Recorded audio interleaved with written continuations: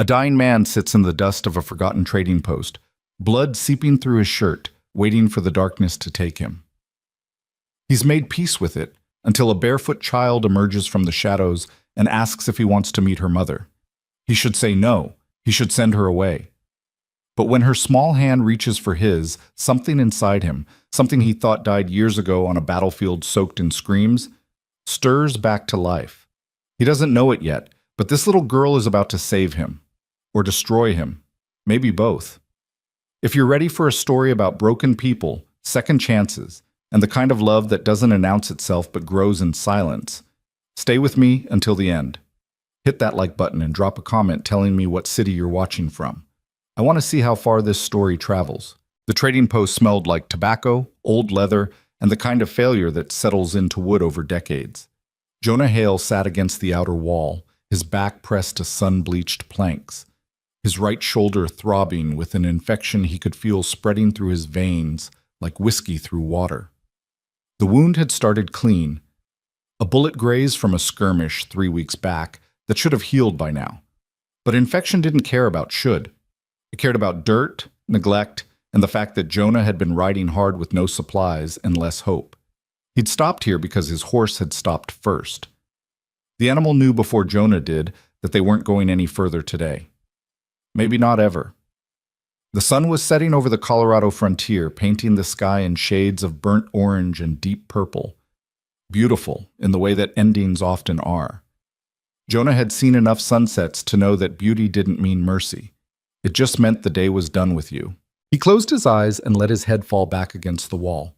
His rifle lay across his lap, though he doubted he had the strength to lift it if trouble came. His canteen was empty. His money was gone. His reasons for staying alive had run out somewhere around the Kansas border. He was 34 years old, and he was ready to stop. "You look tired, mister." The voice was small, clear, and entirely unexpected. Jonah's eyes snapped open. Standing about 6 feet away was a little girl, maybe 7 or 8 years old, barefoot and wearing a simple cotton dress that had been mended so many times it was hard to tell what color it had started as. Her hair was dark brown, tangled, and full of the kind of wild freedom that came from not having anyone tell her to brush it. Her face was dirty. Not neglected dirty, but outside all day dirty. The kind of dirt that meant she'd been climbing trees or digging in creek beds or doing whatever it was that children did when the world hadn't crushed them yet. She was staring at him with the kind of directness that children have before they learn to be polite. No fear, no hesitation, just curiosity. Jonah blinked at her, wondering if the fever had finally taken him and this was some kind of hallucination, but she didn't fade. She just stood there, waiting. His voice came out rough, barely more than a rasp. He cleared his throat and tried again. "I'm fine." "No, you're not." She tilted her head, studying him the way a bird might study a strange insect. "You're bleeding." He glanced down at his shoulder. The makeshift bandage he'd tied there days ago was soaked through, dark red turning to rust brown. He'd stopped noticing the blood. That probably wasn't a good sign. "It's nothing," he said, though they both knew he was lying. "Ma says lying makes your face do a thing. It's some..." The girl took a step closer. "Your face is doing the thing. Despite everything, the pain, the exhaustion, the near certainty that he was dying." Jonah felt the corner of his mouth twitch, not quite a smile, but close enough that it surprised him. "Your ma sounds smart." "She is." The girl took another step. She was close enough now that Jonah could see her eyes were green, the color of new leaves in spring. "She's real good at fixing things, animals mostly, but people too sometimes." Jonah's hand tightened slightly on the rifle, not in threat but in instinct. "That's so." "Uh-huh." The girl crouched down in the dust, balancing easily on the balls of her feet. She was looking at him with an intensity that made him uncomfortable, like she could see straight through all the layers of dirt and blood and bad decisions to whatever was left underneath. "You got a name, mister?" "Jonah." He didn't know why he answered. He should have told her to go away, to get back to her mother, to leave strange bleeding men alone. But something about her made it impossible to lie. "Jonah Hale." "I'm Lark." She said it like it was a complete sentence, like her name was all the introduction she needed. You want to meet my ma? The question was so simple, so sincere, that for a moment Jonah couldn't process it. He stared at her, this barefoot child offering kindness to a stranger who probably looked like every mother's nightmare, armed, wounded, dangerous. I don't think that's a good idea, Lark. Why not? Because, he gestured vaguely at himself, at the blood and the rifle, and the general disaster of his existence. I'm not fit for company. Ma don't care about fit. She cares about hurt. Lark stood up, brushing dust off her dress in a way that only spread it around. And you're hurt, so you should come. Your ma know you're out here talking to strangers? I ain't supposed to. She said it without any shame, like breaking rules was just part of her day. But I saw you from the rise, and I thought you looked sad. Real sad. The kind of sad that means you might do something stupid if somebody don't stop you. Jonah felt something crack open in his chest. This child, this small, dirty, impossibly perceptive child, had seen him, really seen him. And instead of running, instead of getting her mother or the sheriff or anyone with sense, she'd walked right up and offered help. I'm not worth helping, little bird. That's stupid. Lark crossed her arms. Everybody's worth helping. That's what Ma says. She says giving up on people is easy, and easy things ain't usually right things. Your Ma sounds like she's never met anyone truly past saving. She's met plenty. Lark's voice was matter of fact. She just don't believe in past saving. She believes in now saving. Jonah closed his eyes again. The fever was making his head swim, and this conversation felt increasingly surreal. But the girl's presence was oddly grounding. She was real. The dusty ground beneath him was real. The pain in his shoulder was definitely real. Where's home? He heard himself ask. About 2 miles west. Got a little house, some chickens, a garden. It ain't much, but it's good. Lark uncrossed her arms and pointed toward the darkening horizon. Ma will have supper on. She always makes extra, just in case. Just in case what? Just in case somebody needs it. Lark looked at him like this was obvious. You need it. Jonah opened his eyes and looked at this strange, fearless child who'd appeared out of nowhere with her bare feet and her honest eyes and her unshakable certainty that he deserved kindness. Every instinct he had, every hard-won lesson about survival and self-preservation told him to refuse, to send her home, to die here quietly without dragging anyone else into his mess. But there was something in Lark's face that reminded him of before the war, before the blood, before he'd learned that most people were capable of terrible things given the right circumstances. She looked at him like he was worth the trouble, like his life meant something beyond the sum of his mistakes. And God help him, he was too tired to argue with her. 2 miles? His voice was barely a whisper. Uh-huh. Can you ride? Jonah glanced at his horse, which was tied to a post nearby, head down, exhausted. Maybe. If the horse can. He can if you can. Lark walked over to the animal and stroked its nose with the easy confidence of someone who'd grown up around livestock. Hey there, big fella. You got a little more in you? The horse snorted softly, and Jonah could have sworn the damn animal perked up at the sound of her voice. See? Lark turned back to him, grinning. He says yes. Getting to his feet was an exercise in agony. Jonah's legs shook. His vision grayed at the edges, and for a moment he thought he might pass out right there in the dirt. But Lark was suddenly at his side, this tiny child trying to steady a grown man who outweighed her by 150 pounds. And the absurdity of it gave him something to focus on besides the pain. Easy, she said, her small hands surprisingly strong as they gripped his arm. One step at a time, Mr. Jonah. He made it to the horse, made it into the saddle, though the effort left him gasping and seeing stars. Lark untied the reins and handed them up to him. You just follow me, okay? I know the way, even in the dark. Jonah nodded, not trusting his voice.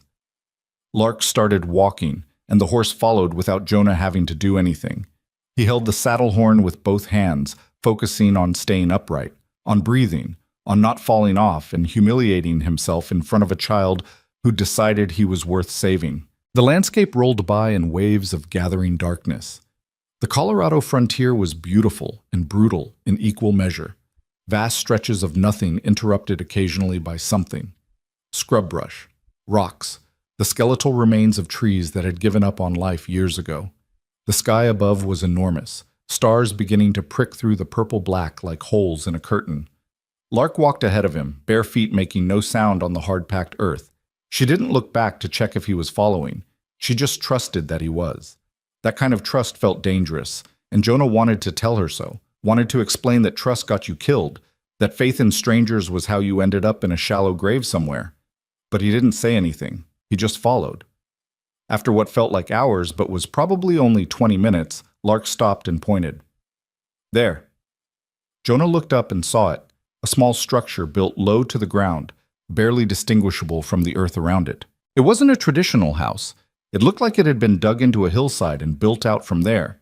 Walls made of adobe and sod, a roof covered in grass and wildflowers that had probably sprouted on their own. There was a small corral nearby with a few chickens roosting for the night, and what looked like a vegetable garden off to one side. Smoke rose from a chimney, thin and gray against the darkening sky. Lark turned to look at him, her face suddenly serious. Ma don't like surprises. I'm going to go tell her you're here, okay? You wait. Before Jonah could respond, she was running toward the house, her bare feet flying over the ground. He watched her disappear around the side of the structure, and for a moment he considered turning his horse around and riding back into the dark. This was a mistake. He was bringing trouble to these people. He was always trouble. But his body had other ideas. The moment Lark was out of sight, the last of his strength gave out. He slumped forward in the saddle, barely conscious, held in place only by sheer stubbornness and the fact that the horse had stopped moving. He heard voices, women's voices, one high and young, one lower and sharp with alarm. Then footsteps, quick and purposeful. Jesus Christ, Lark, what were you thinking? The voice was clear, controlled, and absolutely furious. Not at him, at Lark. Jonah tried to lift his head, tried to say something, but the world was tilting sideways and he couldn't remember how to make words work. Strong hands grabbed him, stronger than he expected. Someone was pulling him down from the horse, and he should have fought it, should have resisted, but he was falling anyway, and at least this way, someone was catching him. I got you. Don't fight me. The voice was right in his ear now, and it took him a moment to realize it was the woman, Lark's mother. She was holding most of his weight, and he could feel the tense strength in her arms, the controlled way she was lowering him to the ground instead of just letting him collapse. Lark, get water, clean water from the barrel, not the trough, and bring the medical kit from the shelf. Yes, Ma? Small footsteps running, the sound of a door opening and closing. Jonah's eyes fluttered open. The sky was purple-black above him, stars everywhere. And leaning over him was a woman's face, backlit by the last of the daylight, so he couldn't make out details. But he could see the set of her jaw, the tightness around her eyes, the way she was looking at him, not with kindness exactly, but with a kind of fierce assessment. Can you hear me? Her voice was steady. Yeah. The word came out like sandpaper.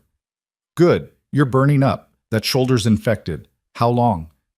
Days, week? Don't know. Helpful. She shifted, and he felt her hands moving over his shoulder, checking the wound with quick, efficient touches that hurt like hell, but felt practiced, professional. This is bad. Should have been cleaned days ago. Didn't have... He gasped as her fingers hit a particularly tender spot. Didn't have supplies. Or sense, apparently. She sat back on her heels. I'm going to move you inside. You're going to hurt. Don't hit me. Despite everything, Jonah almost laughed. Wouldn't dream of it, ma'am. Good. She moved around behind him and got her arms under his shoulders. For a woman, for anyone, she was remarkably strong. She lifted him part way, enough that he could get his feet under him, and together they staggered toward the house. Each step was agony. Each breath felt like his last. But she didn't let him fall. Lark appeared in the doorway, arms full of supplies, eyes wide. Not the main house, the woman, Rowan, he assumed, said sharply. The granary. Help me get him there. They veered left toward a small outbuilding Jonah hadn't noticed before. Lark ran ahead and pushed the door open. Inside was dim and cool, smelling of dry wheat and old wood. There was a pile of burlap sacks in one corner, and Rowan aimed for that, lowering Jonah down with surprising gentleness. "This'll do for now," she said, more to herself than to him. Jonah's vision was fading in and out. He was aware of Rowan moving around him, of Lark's small voice asking questions, of hands on his shoulder again, cutting away his shirt, cleaning the wound with something that burned worse than the original bullet.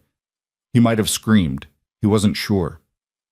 "Stay with me," Rowan's voice cut through the haze. Sharp, commanding. "You don't get to die in my granary. You understand? That's not happening tonight." He wanted to tell her that dying wasn't really up to him at this point, but the words wouldn't come. Everything was spinning, and the pain was everywhere. And the only thing anchoring him to consciousness was the pressure of her hands on his shoulder and the absolute certainty in her voice. "Lark, the whiskey." "But Ma, you said—" "I know what I said. Get it." Small footsteps, the sound of glass on wood, then liquid fire in his mouth, down his throat, and Rowan's voice again, closer now. "Swallow. All of it." He did. The whiskey hit his empty stomach like a punch, but it was something to focus on besides the feeling of her digging into his shoulder. "There." Her voice changed, satisfaction creeping in. "Got it. Piece of cloth that worked its way deep. No wonder it went septic." Jonah's eyes rolled back. The last thing he heard was Lark's small voice, worried and close. "Is he going to die, Ma?" And Rowan's response, flat and certain. "Not tonight. Not if I can help it." Then the darkness took him, and for the first time in longer than he could remember, it felt almost gentle. When Jonah woke, the world was soft and gray. Dawn light filtered through cracks in the granary walls, painting everything in shades of silver. His shoulder was bandaged, properly bandaged, with clean cloth that smelled faintly of herbs. His fever had broken. He was alive. For a moment, he just lay there, staring at the rough wooden ceiling, trying to piece together how he'd ended up here. Then it came back in fragments. The trading post, the little girl with bare feet and honest eyes, the ride through the darkness, the woman's hands pulling infection from his wound. He sat up slowly, testing his body. Everything hurt, but it was a different kind of hurt. The sharp, desperate pain of infection had dulled to a general ache. His shoulder was stiff but bearable. He was weak as a newborn, but he was alive. The door to the granary stood open, morning light spilling through. Jonah could hear sounds from outside, chickens clucking, the low murmur of women's voices. He got to his feet, swaying slightly, and made his way to the doorway. The sight that greeted him was simple and strange. The earth-built house looked different in daylight, not crude, but intentional. Everything about it spoke of careful survival, of making something lasting from nothing. The garden was larger than he'd realized, neat rows of vegetables stretching toward a small creek. The chicken coop was well made, the corral was sturdy, and standing near the house, talking in low tones, were Rowan and Lark. This was the first time Jonah got a clear look at Rowan. She was tall, taller than most women he'd known, and lean in the way of people who worked hard every day and rarely had enough to eat. Her hair was dark brown, pulled back in a practical braid. Her face was weathered, but not old, marked more by sun and wind than years. She might have been 30, might have been 40. Hard to tell when life didn't leave room for softness. She was wearing simple clothes, canvas pants, a worn shirt, boots that had been repaired multiple times, work clothes, survivor's clothes. And she was beautiful in a way that had nothing to do with convention and everything to do with strength. Lark spotted him first.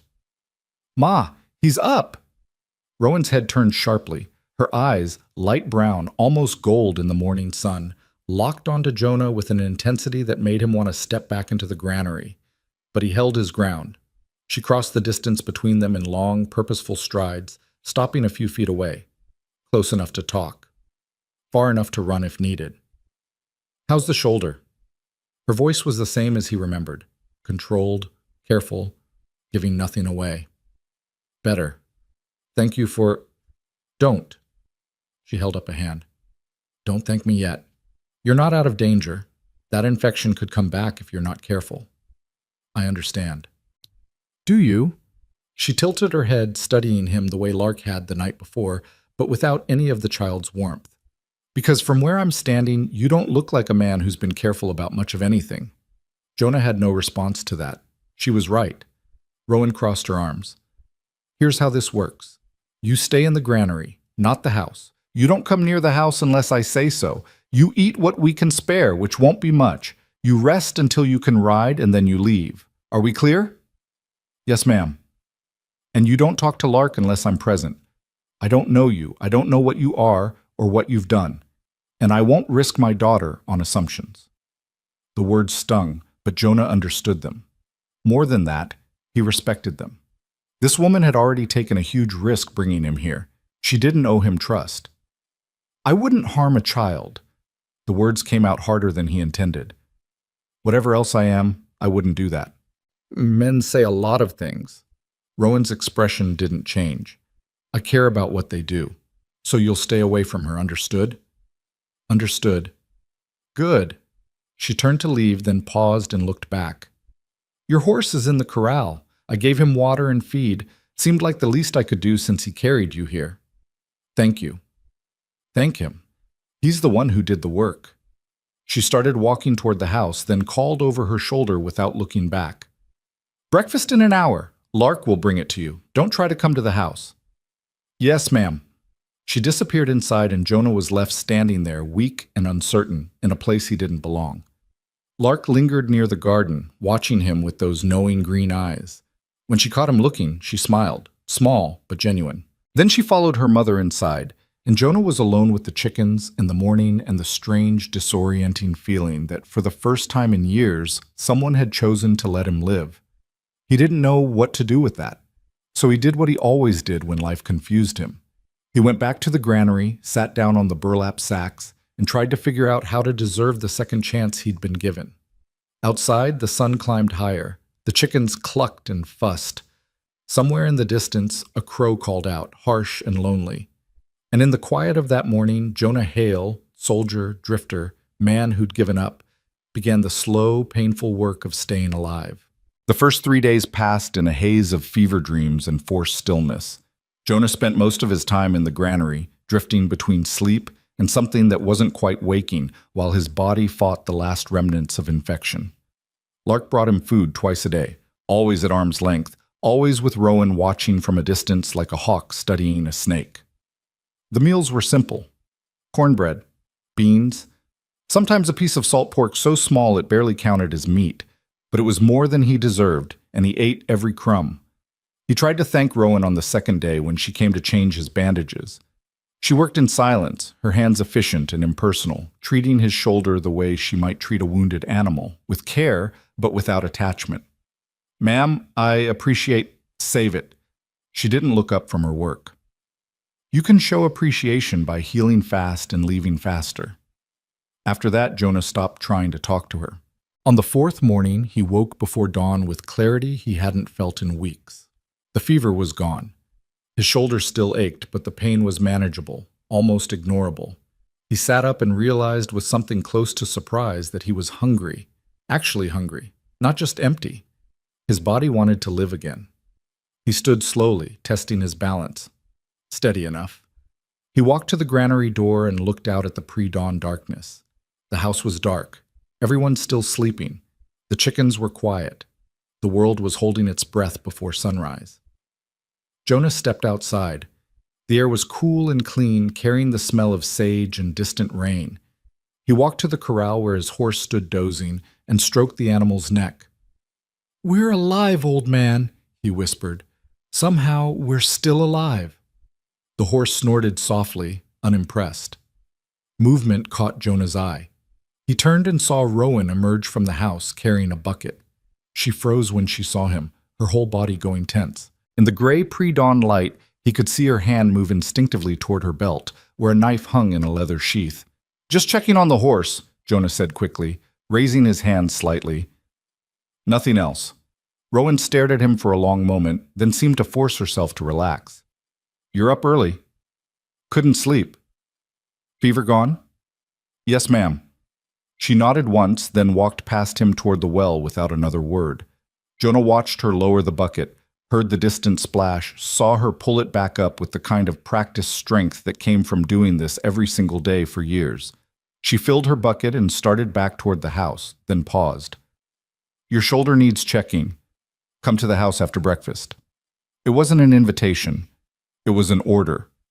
But it was the first time she'd allowed him near the main building, and that felt significant. "Yes, ma'am." She disappeared inside, and Jonah was left standing in the growing light, wondering what had changed. Breakfast came an hour later, brought by Lark. But this time, Rowan followed a few steps behind, watching. Lark handed him a plate, more food than usual, he noticed, and stepped back. "Ma says you can eat at the table if you want," Lark announced, her eyes bright with excitement. "Real table, not just sitting in the granary like a—" "Lark," Rowan's voice was sharp. "Like a guest," Lark finished quickly. "That's what I was going to say." Jonah looked at Rowan, surprised. She wouldn't meet his eyes, but her jaw was set in a way that told him this decision had cost her something. "I don't want to intrude," he said carefully. "You already are intruding." Rowan's tone was flat. "Might as well do it where I can see you." It wasn't gracious, but Jonah had learned not to expect gracious from her. He followed them to the house, Lark skipping ahead, Rowan walking with the measured pace of someone approaching something dangerous. Inside, the house was smaller than it looked from outside, but surprisingly warm. One main room served as kitchen, dining area, and living space. There was a fireplace built into the far wall, a rough wooden table with 2 chairs, shelves lined with jars of preserved food and dried herbs. A doorway led to what Jonah assumed was a bedroom. Everything was clean, ordered, maintained with the kind of care that spoke of pride even in poverty. "Sit." Rowan pointed to one of the chairs. Jonah sat. Lark climbed into the other chair, swinging her legs under the table. Rowan remained standing, leaning against the counter with her arms crossed, watching him eat like he might suddenly sprout claws. The food was better than what she'd been sending to the granary: eggs, actual bacon, bread that was still warm. Jonah ate slowly, aware of her scrutiny, trying not to look like a starving animal, even though that's exactly what he felt like. "Where you from?" Lark asked suddenly. "Lark?" "It's all right." Jonah swallowed his mouthful of eggs. "Kentucky, originally, long time ago." "What brings you to Colorado?" "Lark, that's enough."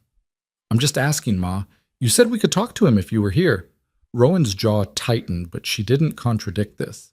Jonah got the sense that Lark had worn her down through sheer persistence, the way water wears down stone. "I was looking for work," Jonah said, which was partially true. "Headed west like everyone else, I suppose." "You find any?" Lark tilted her head. "Not yet." "That's 'cause you got shot," Lark said matter-of-factly. "Hard to work when you're bleeding everywhere." "Lark!" Rowan pushed off the counter. "Outside, now. Go check the chickens." "I already checked them." "Check them again." Lark sighed dramatically, but slid off her chair. She paused at the door and looked back at Jonah. "I'm glad you didn't die, Mr. Jonah." Then she was gone, leaving Jonah alone with Rowan, and a silence that felt heavy as wet wool. Rowan moved to the table and sat down in the chair Lark had vacated. She was close enough now that Jonah could see the fine lines around her eyes, the small scar on her left cheek, the way her hands were rough and calloused from work. She was probably younger than he'd initially thought, maybe early 30s, but life had aged her in ways that had nothing to do with years. "I need to know what you are," she said quietly. "Ma'am? Are you running from the law? From debt? From violence?" Her eyes were steady on his. "Because if trouble is coming behind you, I need to know now.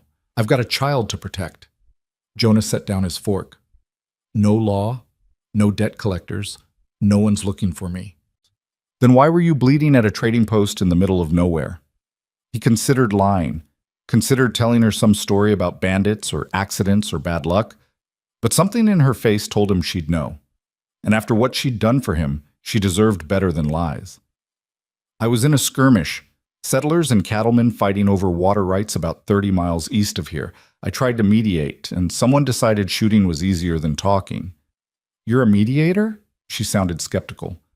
"Not professionally, but I've seen enough violence to know it doesn't solve much. Sometimes I try to stop it before it starts." He met her eyes.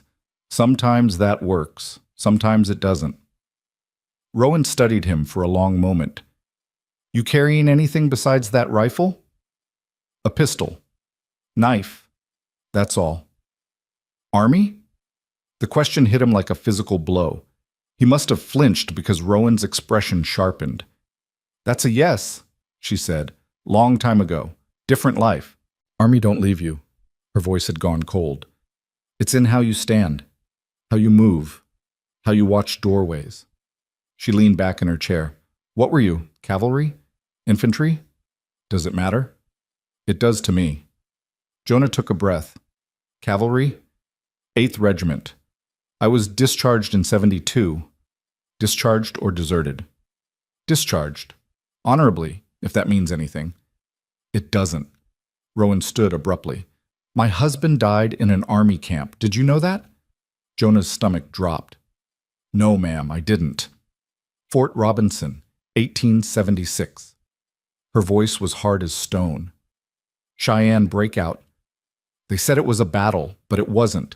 It was slaughter. Women, children, people who'd already surrendered. And my husband, she stopped, swallowed hard. He was trying to help them, trying to get them medical care. They shot him along with everyone else. The silence that followed was crushing. Jonah wanted to say something, anything, but what words existed for this? He'd heard stories about Fort Robinson. Everyone had. The kind of stories that made you ashamed to have ever worn a uniform. I'm sorry, he said finally, knowing it was inadequate. Sorry doesn't bring him back. Rowan's hands were clenched into fists at her sides. Sorry doesn't explain why good men die trying to do right while cowards live to do it again. You're right. It doesn't. So you understand why having an army man in my home makes me want to burn everything down and start over somewhere he's never been. Jonah stood slowly, carefully. I understand. And I'll leave. Today, if you want. I'm strong enough to ride. Sit down. He blinked. Ma'am? I said sit down. Rowan pressed her palms flat on the table, leaning forward. You think I spent 4 days keeping you alive just to send you off to die somewhere else? You think that's what my daughter would want after she dragged you here? I don't want to cause you pain. Too late. You're already here. Pain's already happening. She straightened up. But Lark's attached to you now. Talks about you like you're some kind of wounded bird she's nursing back to health. And I won't break her heart by throwing you out before you're ready. I don't deserve... Stop. Rowan held up a hand. I don't care what you deserve. None of us get what we deserve. We get what we get, and we deal with it. She moved toward the door. You'll stay until you're fully healed, but you'll work. I'm not running a charity. I'll do whatever you need. Good, because the roof on the granary needs fixing. Fence lines got 3 posts rotted through, and the chicken coop door's been hanging crooked for 2 months. She paused at the doorway. You can start with the fence. Tools are in the shed out back. Then she was gone, leaving Jonah standing in her kitchen, trying to understand what had just happened. The work started that afternoon. Rowan showed him to a small shed behind the house where tools hung on the walls in careful organization. Shovels, hammers, saws, all maintained better than most people maintained their weapons. She handed him a post-hole digger and pointed toward the eastern fence line. 3 posts. You'll know which ones by the way they wobble. Dig new holes, set new posts, tamp the dirt tight. There's cedar in the woodpile you can use. Yes, ma'am. And Jonah? She looked at him directly for the first time since the conversation in the kitchen. You pass out or tear that shoulder open, you're on your own. I'm not nursing you through stupidity. Understood. She nodded and walked away, back toward the house where Lark was supposed to be doing her lessons but was actually watching from the window, her face pressed to the glass. Jonah carried the tools to the fence line. The posts were easy to spot, 3 weathered pieces of wood that had rotted at the base and now leaned at angles that would have been comical if they weren't actively failing at their job. He started with the first one, working it loose from the hard earth, then digging a new hole beside the old one. The work was hard. His shoulder protested every movement, sending sharp reminders that he wasn't fully healed. But there was something almost meditative about it, the rhythm of digging, the simple goal, the tangible progress. This was work he understood, work that didn't require him to make impossible choices or live with the consequences of violence. He was halfway through the second post when Lark appeared beside him, seemingly out of nowhere. "Ma says I can bring you water if I don't talk too much." Jonah straightened, wiping sweat from his forehead. "Thank you kindly." She handed him a canteen and he drank deeply. The water was cold and clean, probably from the well. It tasted better than anything he'd had in months. "You're doing it right," Lark observed, watching him work. "Doing what right?" "The posts. Pa used to dig them the same way. Deep enough they won't wobble, but not so deep you waste daylight." Jonah felt something tighten in his chest. "Your pa taught you about fence posts?" "Taught me about everything." Lark sat down in the dirt, apparently settling in despite her mother's instructions about not talking too much. How to plant seeds in rows. How to tell when chickens are sick. How to read the sky for rain. She squinted up at the clouds. He was real smart about things. Sounds like he was. Ma says he was too good for the world. That's why the world took him back. Lark pulled up a handful of dry grass and let it fall through her fingers. "I don't remember him much. Just pieces." His voice was deep. He smelled like wood smoke. He used to let me ride on his shoulders. Jonah drove the post hole digger into the earth, not knowing what to say. "Do you got any kids, Mr. Jonah?" "No." "Were you married?" "Once, long time ago." "What happened?" "She decided she didn't want to be married to me anymore." He said it lightly, like it was a simple fact rather than something that had torn him apart. "Can't say I blamed her." "Why not?" "Because I wasn't a very good husband. I was gone too much. Saw too much. Came back different than when I left." Lark considered this. "The army." "Yeah, the army. Ma don't like the army. I noticed. But she don't seem to hate you." Lark tilted her head. "Not like she hates other army men who come through sometimes. Those ones she won't even give water to, tells them to move along before she gets the rifle." So Jonah stopped digging. "Other army men come through here?" "Sometimes. Looking for deserters or trying to buy supplies or just passing through. Ma always sends them away." Lark stood up, brushing dirt off her dress. "But she let you stay, even after she found out. I heard you talking this morning. Your ma's got a kind heart under all that armor." "She's got a scared heart," Lark corrected. "That's different from kind. Kind is easy when you're not scared. She's kind anyway, which is harder." The wisdom in that statement, coming from a 7-year-old, stopped Jonah cold. He looked at this strange, perceptive child and wondered what kind of life had taught her to see so clearly. "You're pretty smart, little bird." "I know." She said it without arrogance, just fact. "Ma says I got Pa's brains and her stubbornness, says it's going to make my life hard." "Probably will. But interesting, too. Hard things usually are." Lark started walking back toward the house. "I gotta go. Ma will wonder, but I'll bring you more water later." She left him there in the afternoon sun, digging holes and thinking about scared hearts and the difference between kindness and survival. The work continued through the week: fence posts, roof repairs, the chicken coop door that Rowan had mentioned, which turned out to be more complicated than it sounded because the whole frame was slightly twisted. Jonah fixed what he could, rebuilt what he couldn't, and slowly the place began to show signs of improvement. Rowan watched him work, always from a distance, always with that same careful assessment. She never praised his efforts, but she also never criticized them. Once, when he'd finished replacing a section of the granary roof, he looked down and caught her nodding to herself, a small expression of satisfaction that disappeared the moment she realized he'd seen it. The meals moved from the granary to the house. Not every meal. Rowan wasn't ready for that much trust, but breakfast and dinner. Lunch he took by himself, working through the midday heat with the kind of determination that came from wanting to prove something. What exactly, he wasn't sure. Maybe that he could be useful. Maybe that he wasn't what she feared. Lark became his constant shadow when Rowan allowed it. She'd sit nearby while he worked, talking about everything and nothing. The names she'd given all the chickens, the time she saw a bear down by the creek, the constellations her father had taught her. Sometimes she'd help, handing him tools or holding boards steady. Sometimes she'd just watch, content in the silence. Rowan's wariness didn't disappear, but it shifted. She stopped watching him like he might suddenly turn violent, started watching him like she was trying to solve a puzzle. Once, about 2 weeks into his stay, she actually spoke to him first. "You know carpentry." It wasn't a question. Jonah was working on reinforcing the corral fence. He didn't stop, didn't look up. "Learned it from my father. He was a builder." "Good builder?" "The best I knew." "You could have done that instead of the army." "Could have done a lot of things instead of the army." He drove a nail home with more force than necessary. "Youth makes you stupid. You think adventure and honor mean something. And now? Now I know better." Rowan was quiet for a moment. "The fence looks good. Sturdy." It was the closest thing to a compliment she'd given him. Jonah felt it settle in his chest like warmth. "Thank you, ma'am." She walked away without responding, but something had shifted.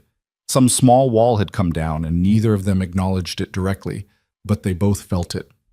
That night at dinner, Lark was full of excitement about a bird's nest she'd found. "Eggs, Ma. 3 of them, all blue and perfect. I didn't touch them, I just looked." "Good girl. Mama bird will come back if you don't disturb her. Can we check on them tomorrow? See if they hatched?" "We'll see." Jonah ate his stew quietly, listening to them talk. There was an ease between mother and daughter that spoke of deep love and deeper trust. They had their own language, their own rhythms. He was an outsider here, and he'd never be anything else. But watching them, he felt something he hadn't felt in years. Not belonging. He'd never belong anywhere again. But proximity to belonging. The warmth of being near something good and real, even if it wasn't his.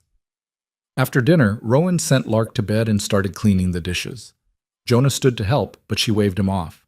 "You worked all day. Sit." He sat, watched her move around the small kitchen with practiced efficiency. After a while, she spoke without turning around. "You planning to stay much longer?"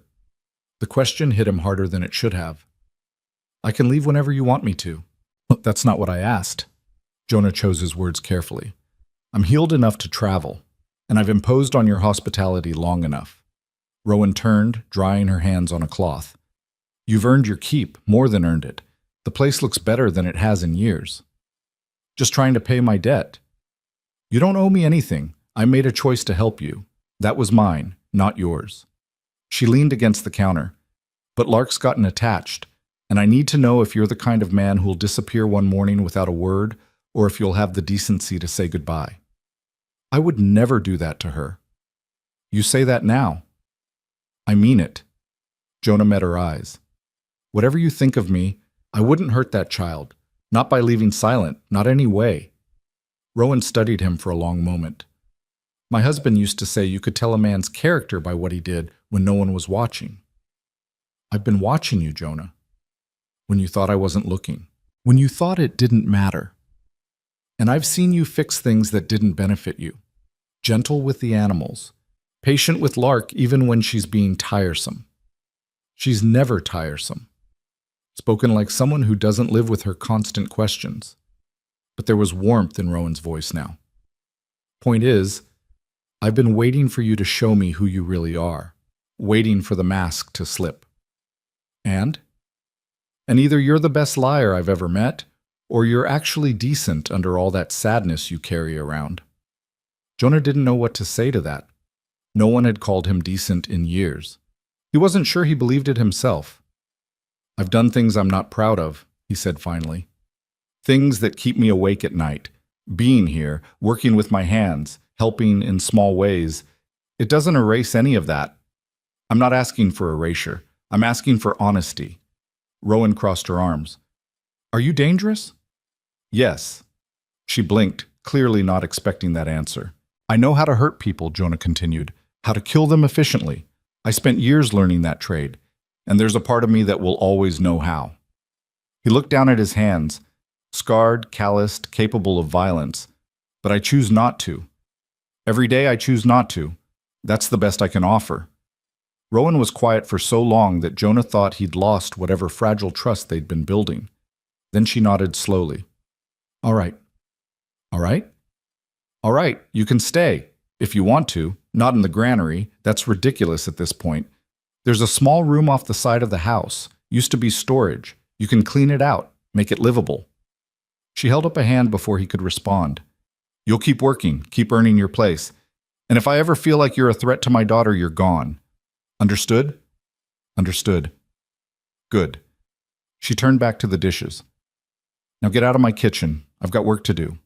Jonah stood, his heart doing something strange in his chest. Rowan? She paused but didn't turn around. Thank you for taking a chance on me. Don't thank me yet, she said quietly. Winter's coming. We'll see if you still want to be here when the snow's 10 feet deep and there's nothing to do but survive. He left her there in the kitchen, golden lamplight surrounding her like armor, and walked out into the cool night. The stars were brilliant overhead, sharp and clear in the thin mountain air. Somewhere in the distance, a coyote called out, lonely and wild. Jonah looked back at the house, at the warm light spilling from the windows, at the smoke rising from the chimney, at this small pocket of survival carved out of nothing. For the first time in longer than he could remember, he thought about the future not as something to endure, but as something that might actually arrive. And in the morning, he'd start clearing out that storage room and building himself a place to stay. Not forever. He didn't dare think about forever. But for now, for winter, for as long as they'd let him remain. That was enough. If you or someone you know is having a difficult time, free support is available. Find resources. The storage room took 3 days to convert into living space. Jonah cleared out years of accumulated tools, broken equipment, and things Rowan had saved thinking she might need them someday. He patched holes in the walls, replaced a cracked window pane, built a simple bed frame from scrap lumber. It wasn't much, barely 8 feet by 10, but it had a door that closed and a window that faced east toward the sunrise. It was more than he'd had in years. Lark helped him hang an old blanket as a curtain, standing on a chair and holding the fabric while he hammered nails into the wall frame. There, she said, stepping back to admire their work. Now it's a real room. You're not a guest anymore, Mr. Jonah. You're staying. For the winter, he corrected gently. We'll see what happens after that. Ma says people who say we'll see usually mean yes, but don't want to admit it yet. Jonah smiled despite himself. Your ma's pretty wise. I know. Lark jumped down from the chair. She's scared, though. Of you staying, of you leaving, of everything, really. That's natural. She's protecting you. She's protecting herself, too. Lark looked at him with those two old eyes. People hurt her real bad when Pa died. Not just the ones who killed him. The ones after. The ones who said she couldn't keep this place alone. Who tried to take it from her. Who said a woman with a child had no business out here. Jonah felt anger kindle in his chest. What happened? She fought. Showed them all her papers, the deed, everything Pa made sure was in her name too. Threatened to shoot anyone who tried to force her off. Lark's voice was matter-of-fact, but her hands twisted together nervously. Some men don't like it when women fight back. They tried to make her life hard, refused to trade with her, spread stories. One even tried to burn the chicken coop. Did she shoot him? Shot near him. Close enough he understood. Lark smiled a little. After that, most folks left her alone. Figured she was crazy enough to be dangerous. She's not crazy. No, she's just done losing things she loves. The weight of that statement settled over Jonah like snow.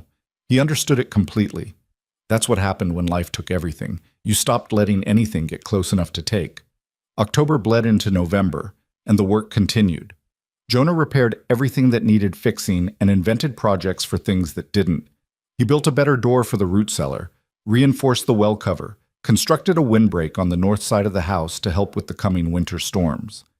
Rowan stopped questioning his presence and started planning around it, mentioning things that needed doing as if assuming he'd be there to do them.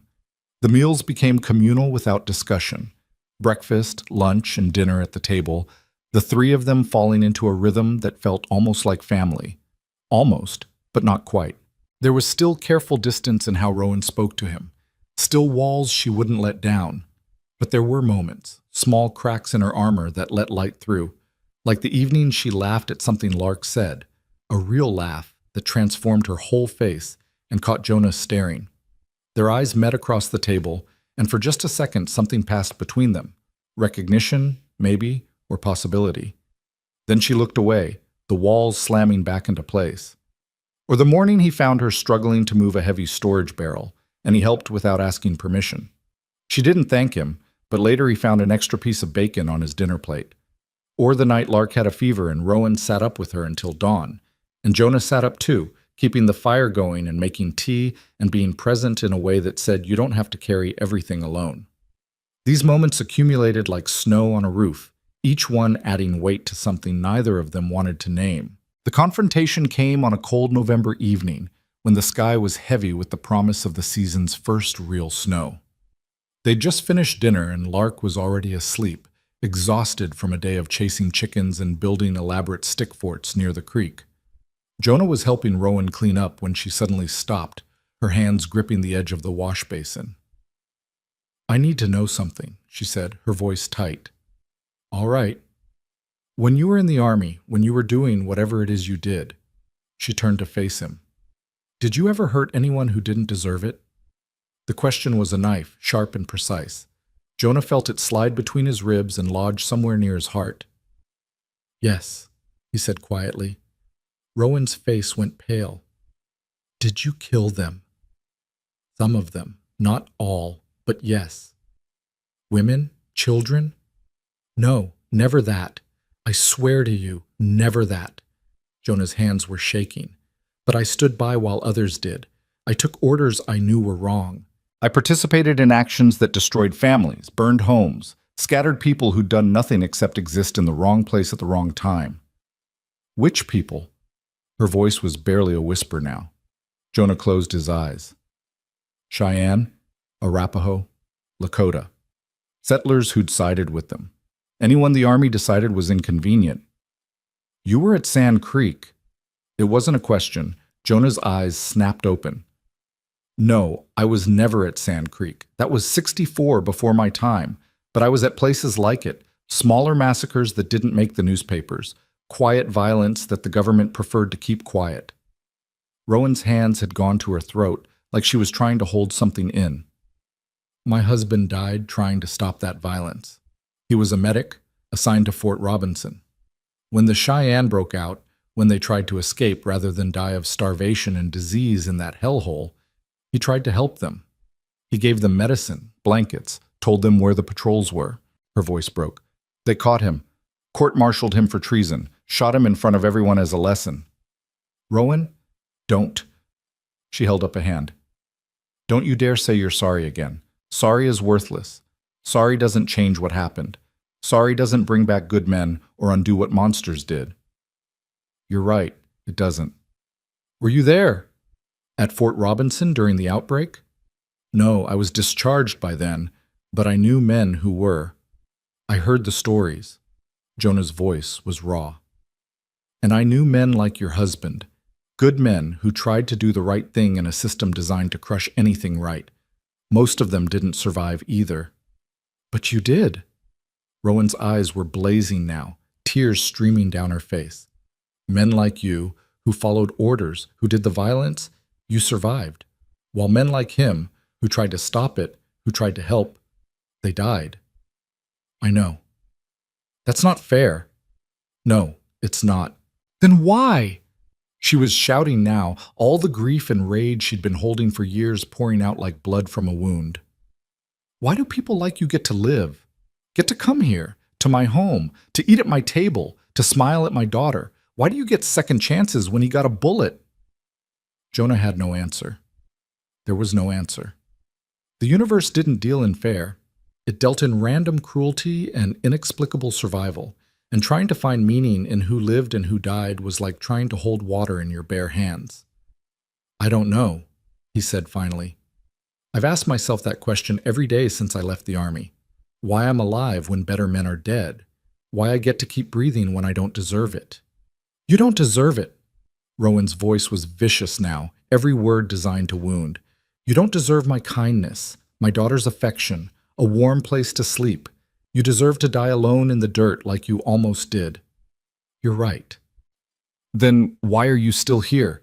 She was screaming now, her whole body shaking. "Why did you let Lark bring you here? Why didn't you just die and save us all the trouble of caring about you?" "Because she asked me not to." Jonah's own voice rose to match hers. "Because a 7-year-old child looked at me like I was worth saving, and I was too weak to tell her no. Because for one moment, someone saw me as human instead of a mistake, and I wanted that so badly I followed her home like a stray dog." The silence that followed was deafening. They stood facing each other across the small kitchen, both breathing hard, both stripped raw. Rowan wiped her eyes with the back of her hand. When she spoke again, her voice was cold and final. "I want you gone." Jonah nodded. "I'll leave first thing in the morning." "No, now, tonight. I want you out of my house." "Rowan, it's almost dark, and there's a storm coming." "I don't care." She moved to the door and opened it. Cold air rushed in, carrying the smell of coming snow. "Get your things and go. I'll tell Lark you had to leave. She'll understand eventually." "She won't, and it'll hurt her." "Then that's my burden to carry, not yours." Rowan's face was like stone. "You've done enough damage to enough people. You won't do it to her." Jonah wanted to argue, wanted to tell her that leaving like this, without explanation, would do exactly the damage she was trying to prevent. But he had no right. She'd given him shelter when he was dying, and he'd repaid her by being exactly what she feared most, a reminder of everything she'd lost. He walked to his small room and gathered his few belongings. His rifle, his pack, his coat. The space he'd worked so hard to make livable looked suddenly pathetic in the lamplight. He'd been stupid to think he could stay. Stupid to think he could be part of something good. When he emerged, Rowan was still standing by the door, arms wrapped around herself against the cold. She wouldn't look at him. "Thank you," he said quietly, "for everything you did, for giving me a chance I didn't deserve." She said nothing. Jonah walked out into the night.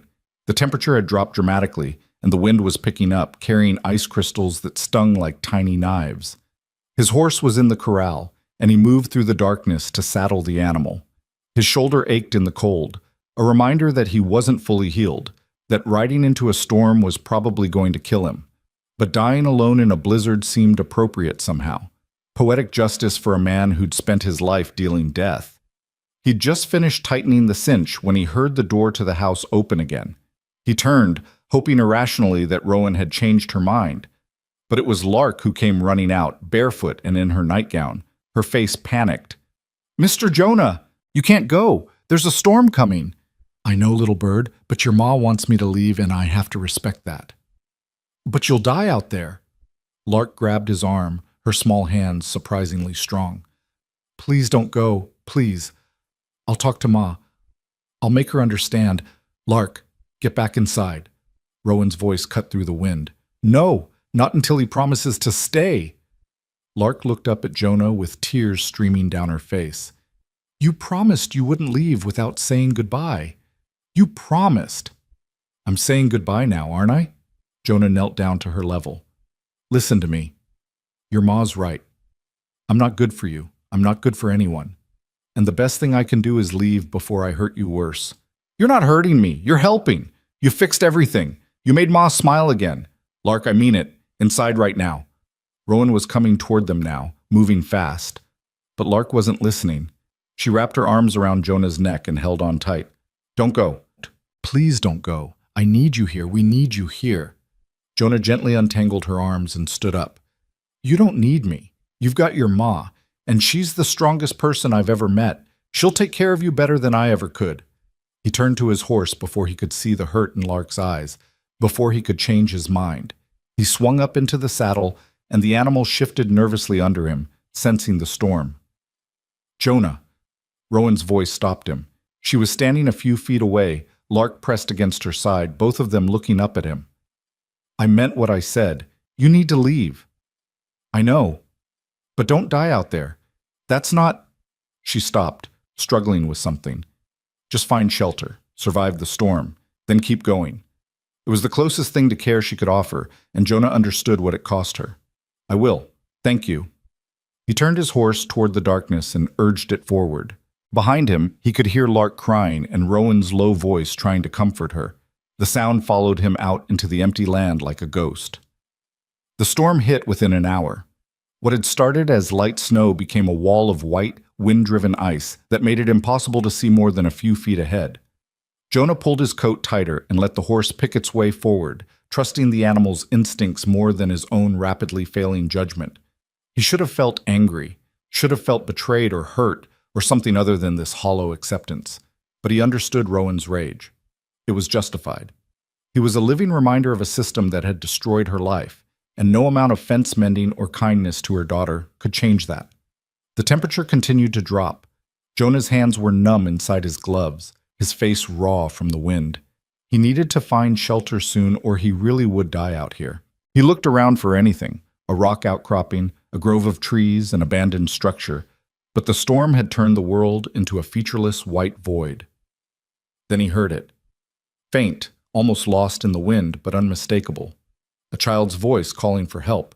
Jonah pulled hard on the reins, bringing his horse to a stop. He listened, straining against the roar of the storm. There it was again. "Help! Somebody help me!" It was Lark. Terror shot through Jonah's veins like lightning. He wheeled his horse around, following the sound, pushing the animal faster than was safe in these conditions. What was she doing out here? Had she followed him? Had she gotten lost? "Lark, where are you?" "Here, I'm here." Her voice was close, somewhere to his left. Jonah dismounted and stumbled through knee-deep snow, following the sound. His boot hit something soft, and he looked down to see a small form huddled against a boulder, barely visible beneath the accumulating snow. "Lark!" He dropped to his knees beside her. She was shaking violently, her nightgown soaked through, her lips blue. "What are you doing out here?" "I followed you," she stammered through chattering teeth. "Wanted to make you come back. Got lost." Jonah felt rage and fear war inside him. She could have died. She was dying right now if he didn't get her warm. He stripped off his heavy coat and wrapped it around her tiny body, then scooped her up in his arms. She was so light it terrified him, and so cold she felt like stone. "Hold on, little bird. I've got you." He carried her to his horse and managed to get into the saddle with her cradled against his chest. The animal was already turning, heading back the way they'd come with the sure instinct of a creature that knew where shelter was. Jonah held Lark as close as he could, trying to share what little warmth his body had left. She was crying now, quiet sobs that shook her whole frame. I'm sorry, Mr. Jonah. I didn't mean to." "Shh. Don't talk. Just hold on." The ride back was a nightmare. Jonah wasn't sure they were even going in the right direction until he saw the faint glow of lamplight through the storm. The house. They'd made it. He half fell from the saddle, still clutching Lark, and staggered toward the door. Before he could knock, it flew open. Rowan stood there, face white with panic, hair wild from where she'd been running her hands through it. "I can't find her," Rowan said, her voice breaking. "I've looked everywhere. She's gone. She went after you." Then she saw what Jonah was carrying, and the world seemed to stop. "No." The word was barely a whisper. "No, no, no." Jonah pushed past her into the house and laid Lark down near the fireplace. "She's alive, but she's hypothermic. We need to get her warm. Now." Rowan was already moving, stripping off Lark's wet clothes, wrapping her in dry blankets, stoking the fire higher. Her hands were shaking so badly she could barely grip anything, but she worked with desperate efficiency.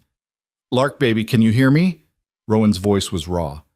Ma?" Lark's eyes fluttered open.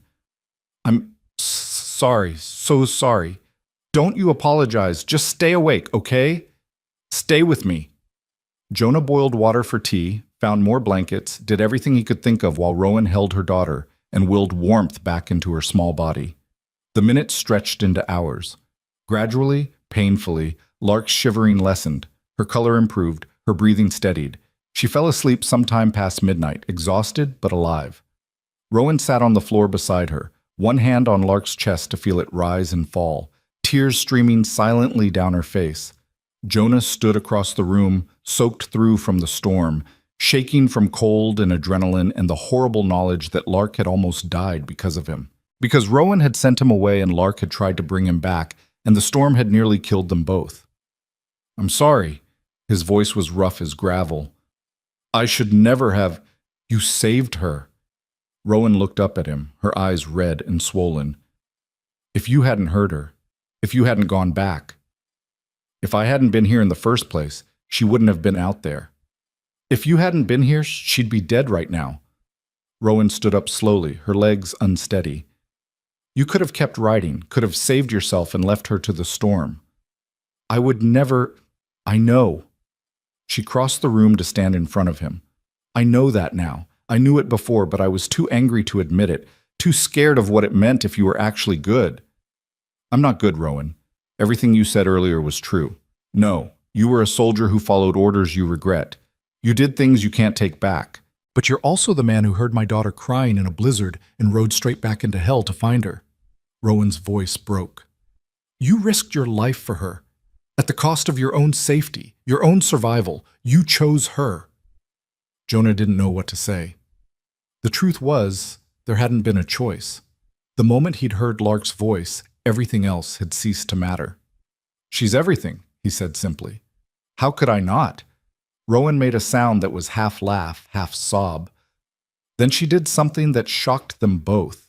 She reached out and pulled Jonah into an embrace, her arms wrapping tight around him, her face pressed against his chest. He stood frozen for a moment, not sure what to do. Then slowly, carefully, he put his arms around her and held on. They stood like that for a long time, two broken people holding each other up while the storm raged outside and a child slept peacefully by the fire, alive because someone had chosen to turn back. When Rowan finally pulled away, her face was wet with tears, but something had changed in her eyes. The walls were still there, but they had cracks now, real cracks that let light through. You're staying? She said. Not a question, a statement. If you'll have me, I'll have you. She looked over at Lark. We both will, for as long as you want to be here. Jonah felt something break open in his chest. Hope, maybe, or the beginning of forgiveness. I want to be here, he said quietly, for as long as you'll let me. Rowan nodded. Then she turned and went back to sit beside her daughter, keeping watch through what remained of the night. Jonah changed into dry clothes and built up the fire, then settled into a chair across from them. Outside, the storm continued its assault, but inside there was warmth and safety, and the fragile beginning of something none of them knew how to name yet. Sometime before dawn, Jonah's eyes grew heavy.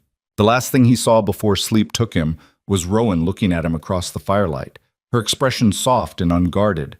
And in that moment, he understood that whatever came next, they would face it together. The storm could rage all it wanted. They had shelter now. They had each other. And sometimes, that was enough. The fever came back 3 days after the storm. Jonah woke in his small room to find the world spinning, his body burning from the inside out. The ride through the blizzard, the hours spent soaked and frozen, the desperate search for Lark, it had all taken a toll his weakened body couldn't bear. The shoulder infection that had nearly killed him the first time roared back to life with a vengeance, spreading through his system like wildfire.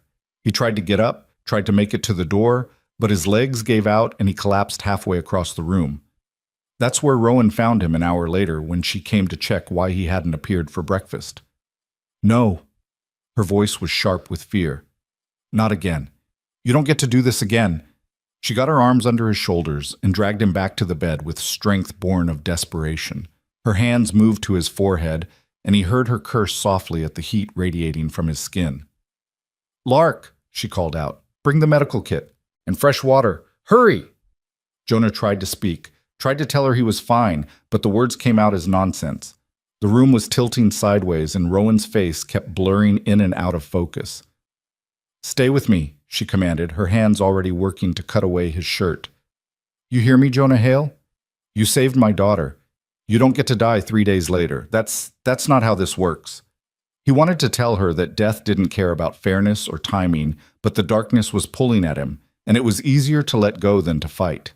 Rowan's palm cracked across his cheek, sharp enough to bring him back. No. Eyes open. Stay here. Lark appeared in the doorway, her own face still pale from her ordeal, arms full of supplies. She took one look at Jonah and her eyes went wide. Ma, is he... He's going to be fine. Rowan's voice was steel. But I need your help. Can you be brave for me? Lark nodded, her jaw set in a way that made her look years older. What followed was a blur of pain and fever dreams.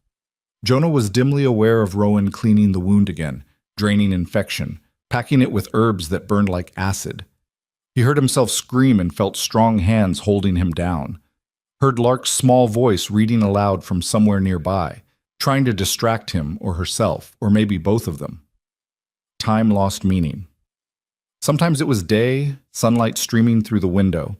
Sometimes night, lamplight casting shadows on the walls. Sometimes Rowan was there, changing bandages, forcing water and medicine down his throat.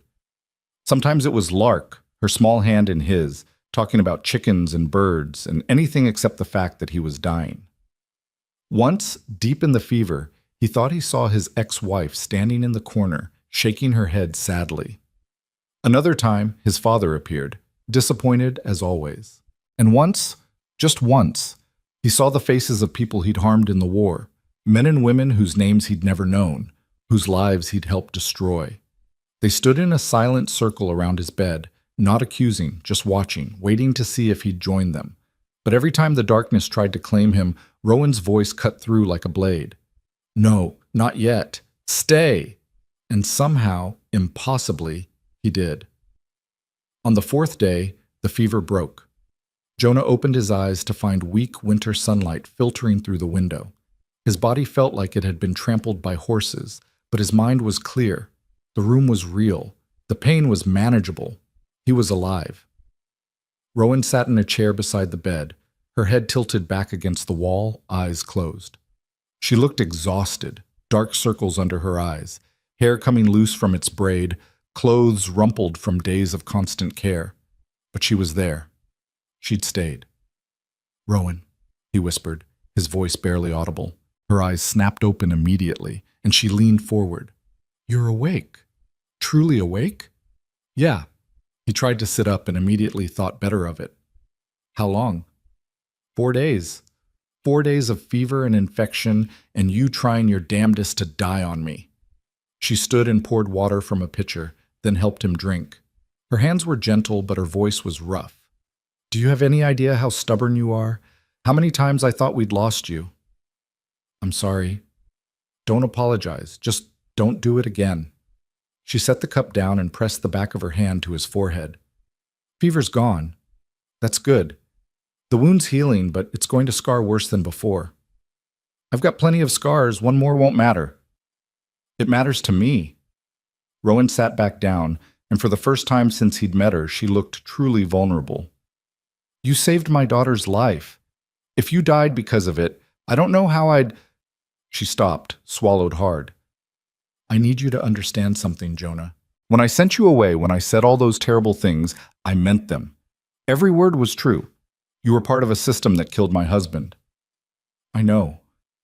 But that night, when you brought Lark back, when you could have saved yourself but chose her instead," Rowan's voice broke. "You showed me who you are now, not who you were then, and I realized I was punishing you for sins that weren't entirely yours. I was angry at the whole damned world, and you were convenient. You had every right to be angry. Maybe. But I didn't have the right to send you to your death." She looked at him directly, her eyes bright with unshed tears.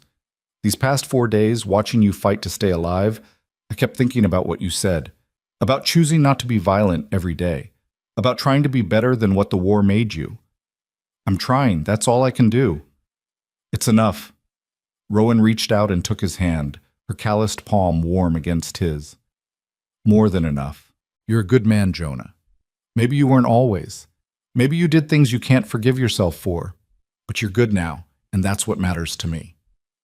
Jonah felt something crack in his chest, something that had been frozen for years. He turned his head away, blinking hard against the sudden burning in his eyes. "Hey," Rowan's grip tightened. "Look at me." He did, and what he saw in her face made his breath catch. There was care there, real care, not obligation or pity, but genuine concern for his well-being. It was the first time in longer than he could remember that someone had looked at him that way. "You're staying," she said firmly, "not just for the winter, not until you heal. You're staying as long as you want to be here. This is your home now, if you'll have it." "Rowan, I can't—" "Yes, you can. We need you here. The place needs you. Lark needs you."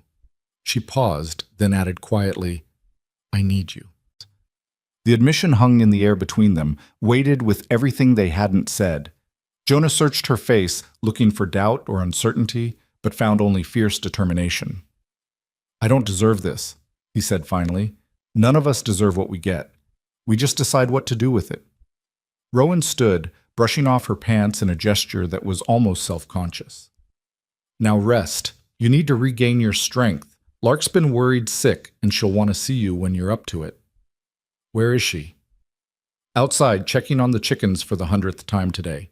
She's been staying close in case you woke up. Rowan moved toward the door, then turned back.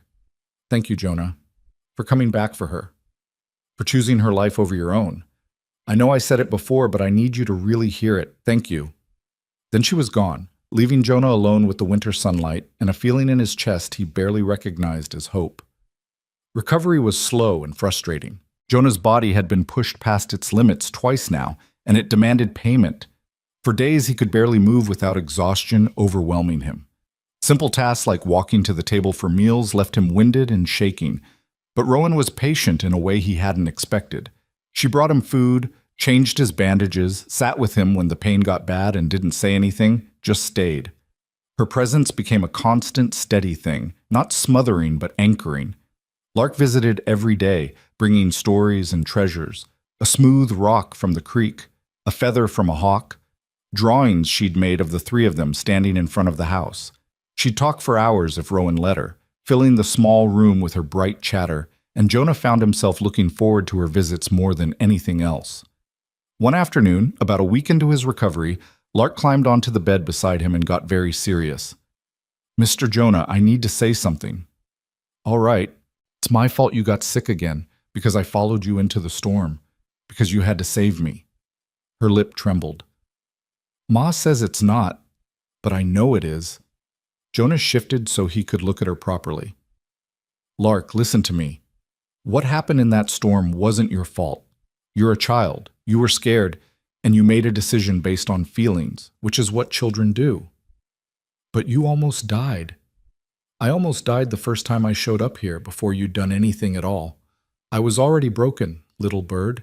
You didn't break me. He reached out and tucked a strand of hair behind her ear. You tried to save me, just like I tried to save you. Sometimes saving people is messy and dangerous, but it's still worth doing. You really think so? I know so. You and your ma saved my life multiple times now, and I'd ride into 1,000 storms to keep you safe. That's not a burden. That's a gift. Lark threw her arms around his neck, careful of his shoulder. I'm glad you stayed. Me too, little bird. Me too. December arrived with bitter cold and snow that piled in drifts against the house. Jonah grew stronger day by day until he could finally move around without feeling like he'd collapse. The first time he made it outside on his own, he stood in the doorway and just breathed the cold air, grateful to be alive. Rowan found him there, wrapped in a blanket, looking out at the white landscape. Thinking about leaving? She asked, though her tone suggested she already knew the answer. Thinking about staying, he corrected. If the offer's still open. It's open. Then I'm staying. He glanced at her. But I need to pull my weight. I can't just be a burden here. You've never been a burden. Rowan leaned against the doorframe beside him. But if you're looking for work, the woodpile's getting low. We'll need more cut before the deep winter hits, and the chicken coop could use better insulation. I can do that. I know you can.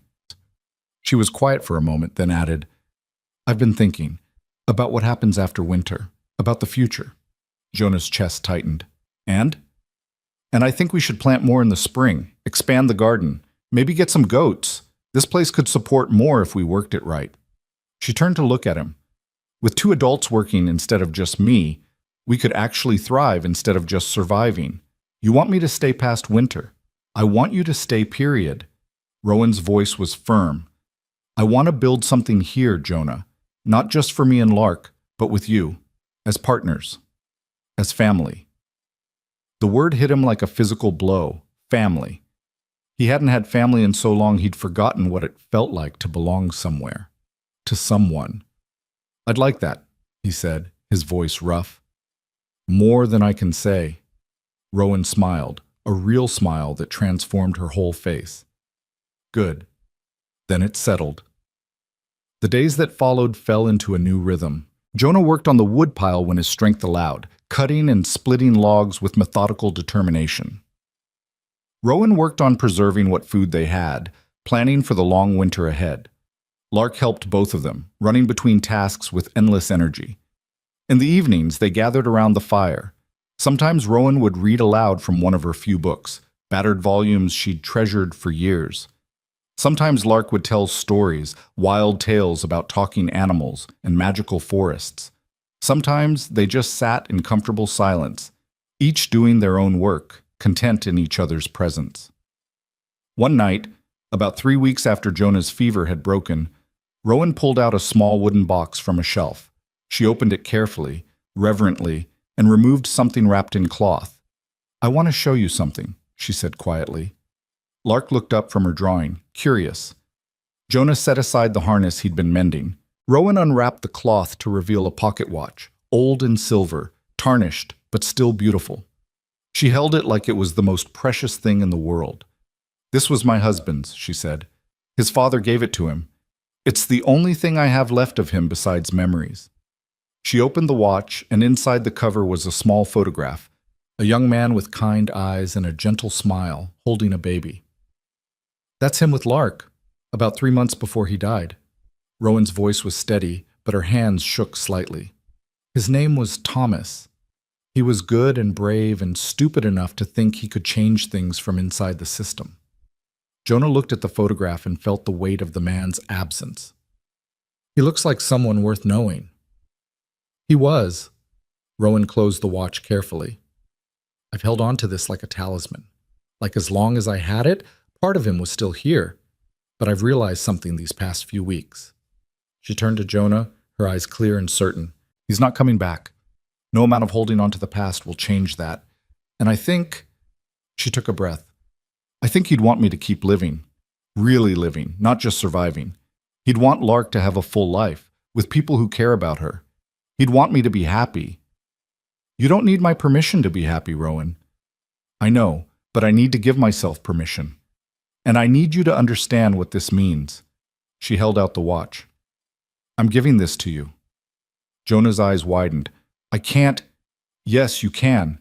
Thomas died trying to help people who needed it. You saved our daughter. You've helped us rebuild. You've become part of this family."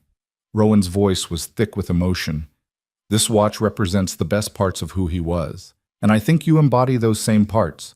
Compassion, courage, the willingness to do what's right even when it's hard. Rowan, please let me give this to you, not as a replacement for him, but as a symbol of trust, of faith in who you are now." She pressed the watch into his hand. "You've earned this. You've earned a place here." Jonah stared down at the watch, feeling the weight of it in his palm. This wasn't just a gift. It was an acceptance, a forgiveness he'd never dared hope for. "I don't know what to say." "Say you'll stay. Say you'll help me raise Lark. Say you'll build something good here with us." Rowan's eyes were bright.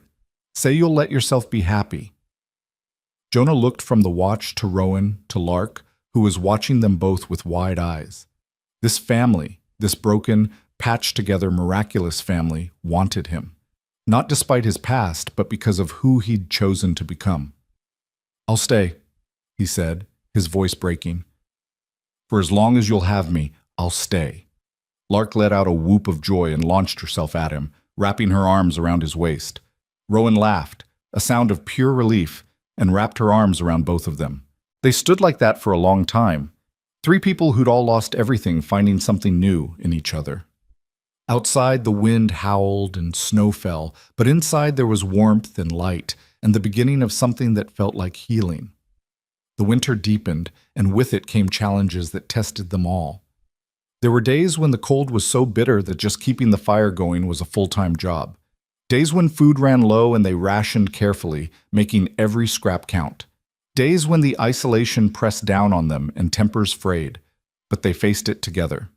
When Jonah's shoulder ached in the cold, Rowan made poultices that eased the pain. When Rowan's grief for Thomas rose up unexpectedly, Jonah sat with her and let her talk or cry or rage without trying to fix it. When Lark got scared during particularly bad storms, both adults held her and told her stories until she fell asleep. They learned each other's rhythms. Jonah discovered that Rowan was sharpest in the mornings, that she liked her coffee strong enough to dissolve iron. Rowan learned that Jonah worked best in silence, that he needed time alone sometimes to wrestle with his demons. Lark figured out how to navigate both their moods, becoming a bridge between them when words failed. One evening in late January, after Lark had gone to bed, Jonah and Rowan sat by the fire in companionable silence.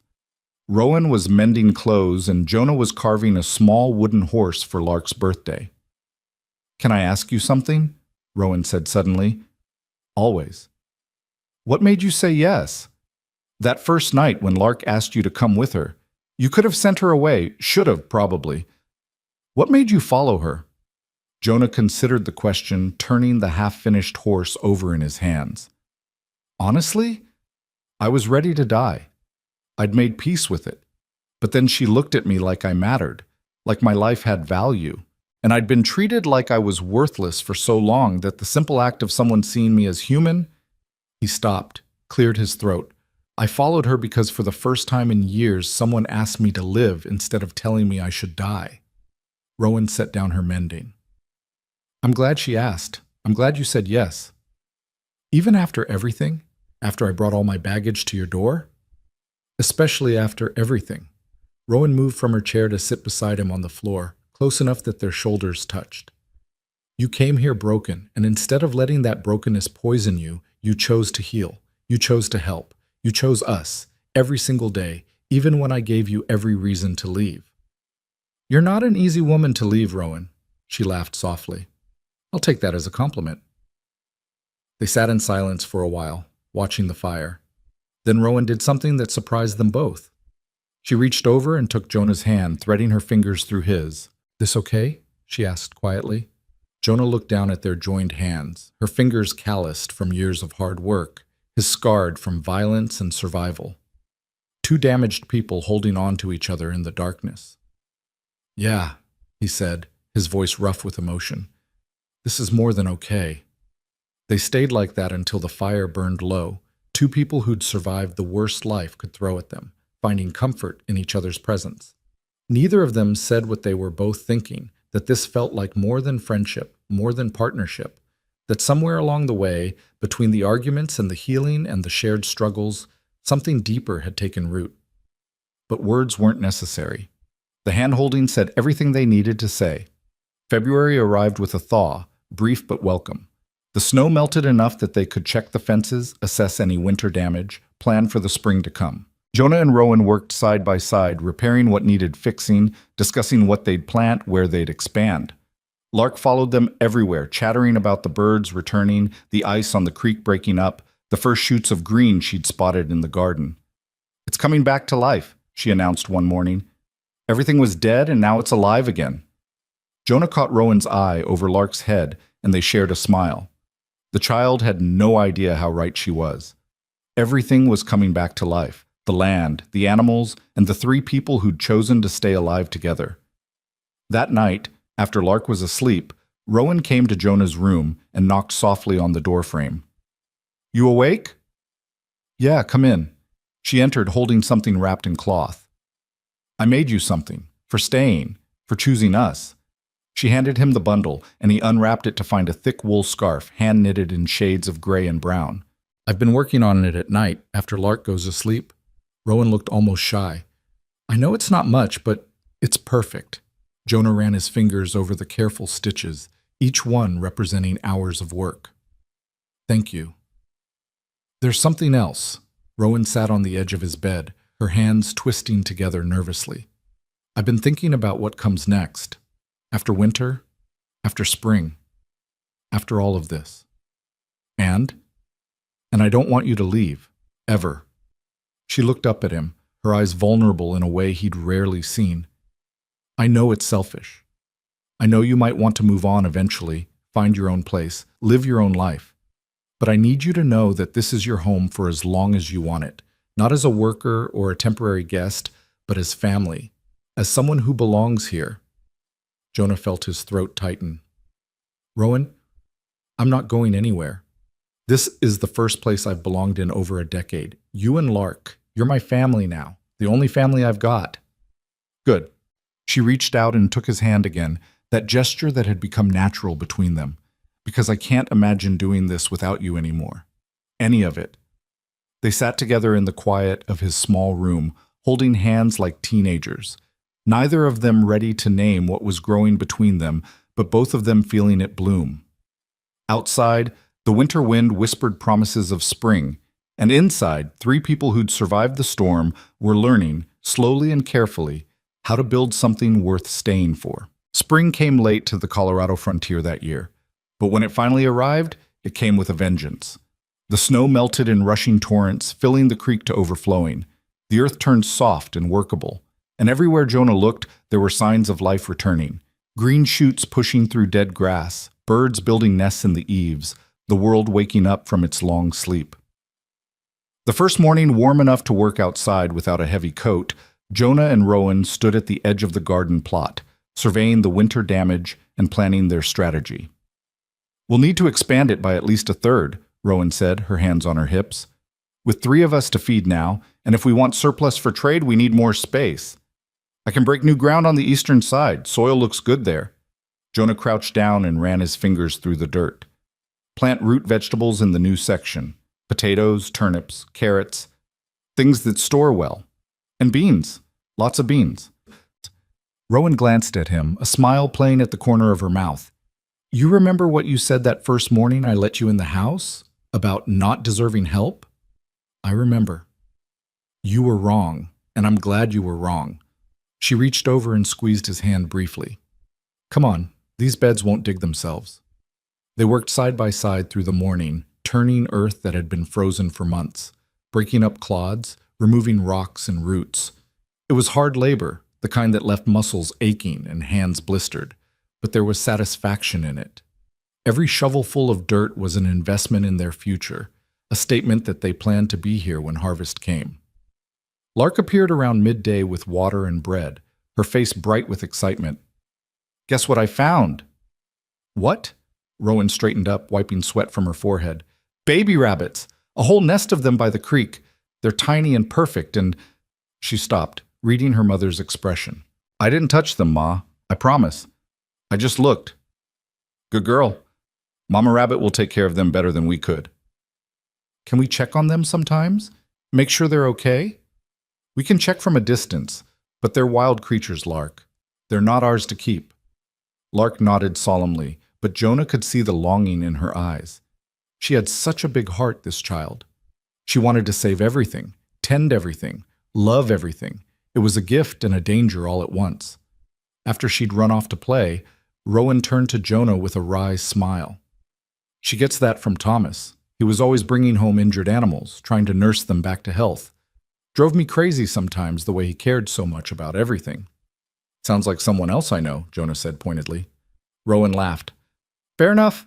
I suppose caring runs in this family." This family. The word settled over Jonah like a warm blanket. He'd been here almost 6 months now, and somewhere along the way he'd stopped being a guest and become something more, something permanent. The planting took weeks. They worked dawn to dusk, preparing beds, planting seeds, building trellises for the beans and peas. Jonah's shoulder still ached sometimes, especially after long days of labor, but it was manageable. And Rowan had learned to read his movements, to know when he needed to stop and rest, even if he wouldn't admit it himself. "You're favoring that arm again," she said one afternoon, catching him rolling his shoulder. "It's fine." "It's not fine. Take a break, sit in the shade, and drink some water." When he opened his mouth to protest, she cut him off. "That's not a suggestion, Jonah. You push too hard and that infection could come back. Then where would we be? You'd manage." "I don't want to manage. I want you healthy and whole." She softened her tone. "Please. For me." He couldn't argue with that, so he sat under the old cottonwood tree and watched her work, marveling at her strength, her determination, the way she moved through the world with such fierce competence. She'd been broken when they met, still carrying the weight of Thomas's death like a stone around her neck. But she'd healed too, slowly, the same way the land healed after winter. One evening in late April, they sat on the porch steps watching the sunset paint the sky in shades of orange and purple. Lark was inside, supposedly doing her letters, but probably drawing horses instead. "I've been thinking," Rowan said quietly. About? About the future. About what we're building here. She picked at a splinter in the wooden step.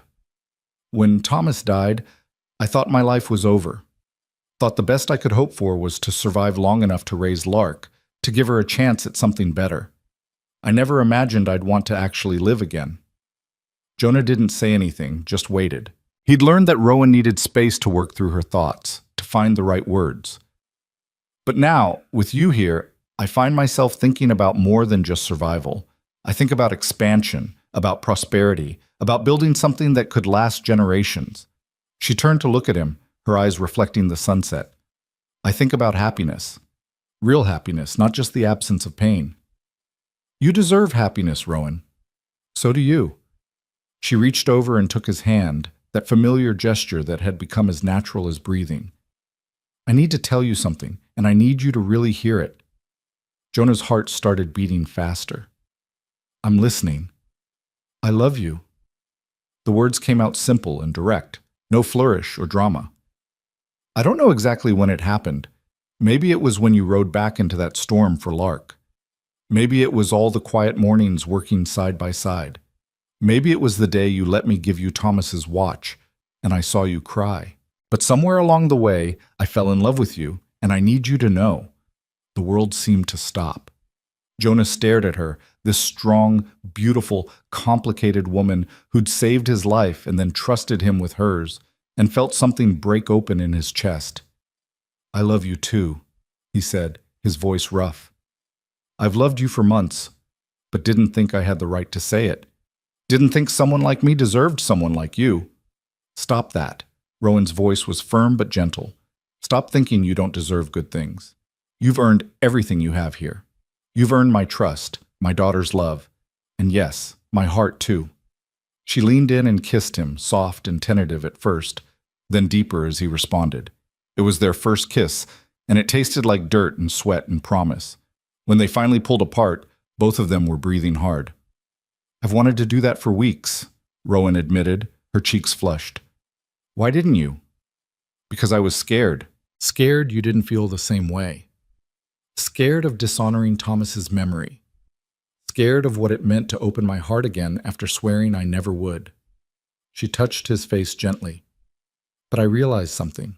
Thomas wouldn't want me to stop living because he's gone. He'd want me to be happy. And you make me happy, Jonah. You and Lark both. What about Lark? How will she feel about this? As if summoned, the door opened and Lark stuck her head out. Are you two finally done being silly about each other? Because it's been obvious for months and I'm tired of pretending not to notice. Both adults turned to stare at her. Lark grinned, looking far too pleased with herself. You knew? Rowan asked. Ma, I'm 8, not blind. You smile at him different than you smile at other people, and Mr. Jonah looks at you like you hung the moon in stars. She came out onto the porch and squeezed between them. So are you getting married, or what? Lark! Rowan's face went bright red. It's a reasonable question. People who love each other get married. That's what you told me when I asked about you and Pa. Jonah couldn't help but laugh. Leave it to Lark to cut straight through all the complicated emotions to the heart of things. We haven't talked about marriage, little bird. Well, you should, because I already told the chickens they're getting a Pa, and I don't want to make them liars. Rowan buried her face in her hands, but Jonah could see she was smiling. He pulled both of them close, this child who'd saved him, and this woman who'd given him a reason to stay saved. How about we take things one step at a time, he suggested. First we get through planting season, then we can talk about the future. Fine, Lark agreed, but I'm telling you right now I want to be in the wedding, and I want to wear something pretty, not just my regular dress. Deal, Rowan said, emerging from her hands. Now go inside and actually finish your letters before bed. Lark skipped back into the house, humming to herself, leaving the adults alone again. She's going to be insufferable about this, you know, Rowan said. I know, and I love her for it. Jonah pulled Rowan back into his arms. But she's right about one thing. I would marry you, Rowan, tomorrow, if you'd have me. Not because we have to, but because I want to. Because I want to build a life with you officially, permanently. Ask me again after harvest, Rowan said softly, when we know we can really make this work. when we've proven we can survive a full year together. You don't trust what we have? I trust it completely. But I also know that love is easy when life is easy. I want to make sure we can handle hard times too, that we can fight and make up, struggle and survive, face whatever comes together. Jonah understood. She wasn't rejecting him. She was being practical, making sure they built something on solid ground rather than just hope and emotion. All right, after harvest. But I'm holding you to that. I'm counting on it. They sat together as the sun finished setting, their hands intertwined, and Jonah felt a peace he'd never known before. This was home. Not just a place, but a feeling, a belonging. The summer came with challenges that tested them in ways the winter hadn't. In late June, a drought settled over the region like a curse. Week after week passed with no rain, and their carefully planted crops began to wilt under the relentless sun. Jonah and Rowan took turns hauling water from the creek, bucket after bucket, trying to save what they could. It was exhausting work that left them both spent by day's end. But they developed a rhythm, working in shifts so one person could rest while the other worked. "We're going to lose the corn," Rowan said one evening, her voice flat with exhaustion. "It's too far gone." "Maybe, but the root vegetables are holding on, and the beans are tougher than they look." Jonah set down his bucket and flexed his aching hands. "We'll save what we can. And if it's not enough, then we'll make it enough. We'll hunt more, preserve everything, trade what we have for what we need." He moved behind her and started massaging her shoulders, feeling the knots of tension there. "We've survived worse than a drought, Rowan." She leaned back against him. "I know, I wanted this year to be perfect. Wanted to prove we could thrive, not just survive. We are thriving. Look around. Look at what we've built in just a few months. A year ago you were alone.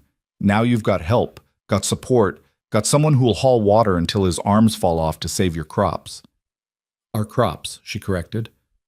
"Our crops," he agreed, and the word felt good. Ours.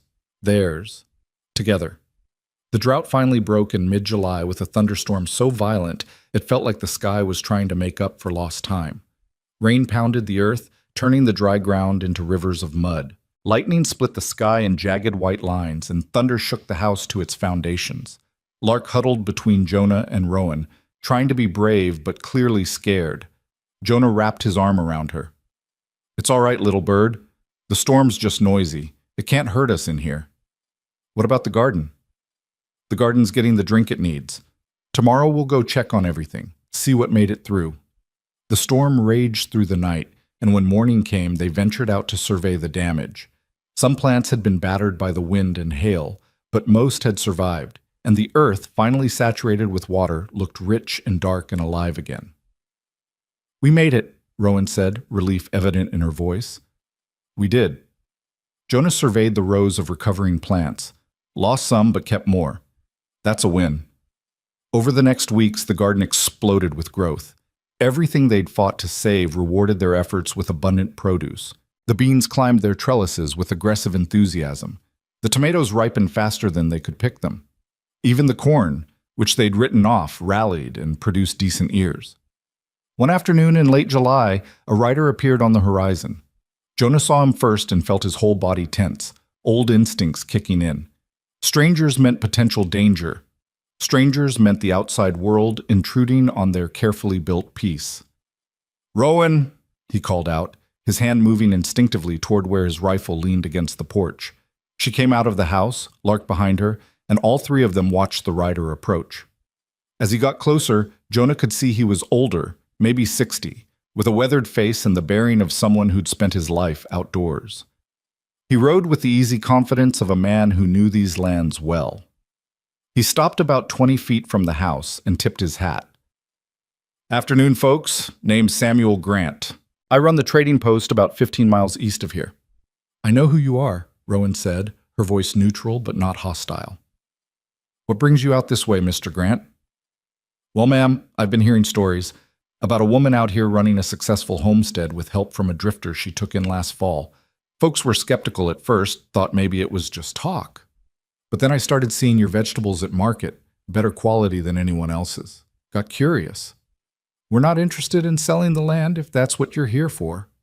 No, ma'am, nothing like that. Lord knows this land's not worth much except to someone willing to work it like you folks do. Samuel shifted in his saddle. Actually, I'm here to make a business proposition. I've got customers asking for reliable suppliers of fresh produce, good food, grown proper, not the half-dead stuff some folks try to pass off. You seem to have a knack for it. I'm wondering if you'd be interested in a regular trade arrangement. Rowan glanced at Jonah. He gave a small nod, letting her take the lead but showing his support. What kind of arrangement? She asked carefully. I'd buy whatever surplus you can provide at fair market rates. Vegetables, eggs if you've got them, preserved goods come winter. In exchange, I can supply you with things you can't produce yourself. Tools, cloth, sugar, coffee, salt, building materials if you're looking to expand. He pulled a folded paper from his pocket.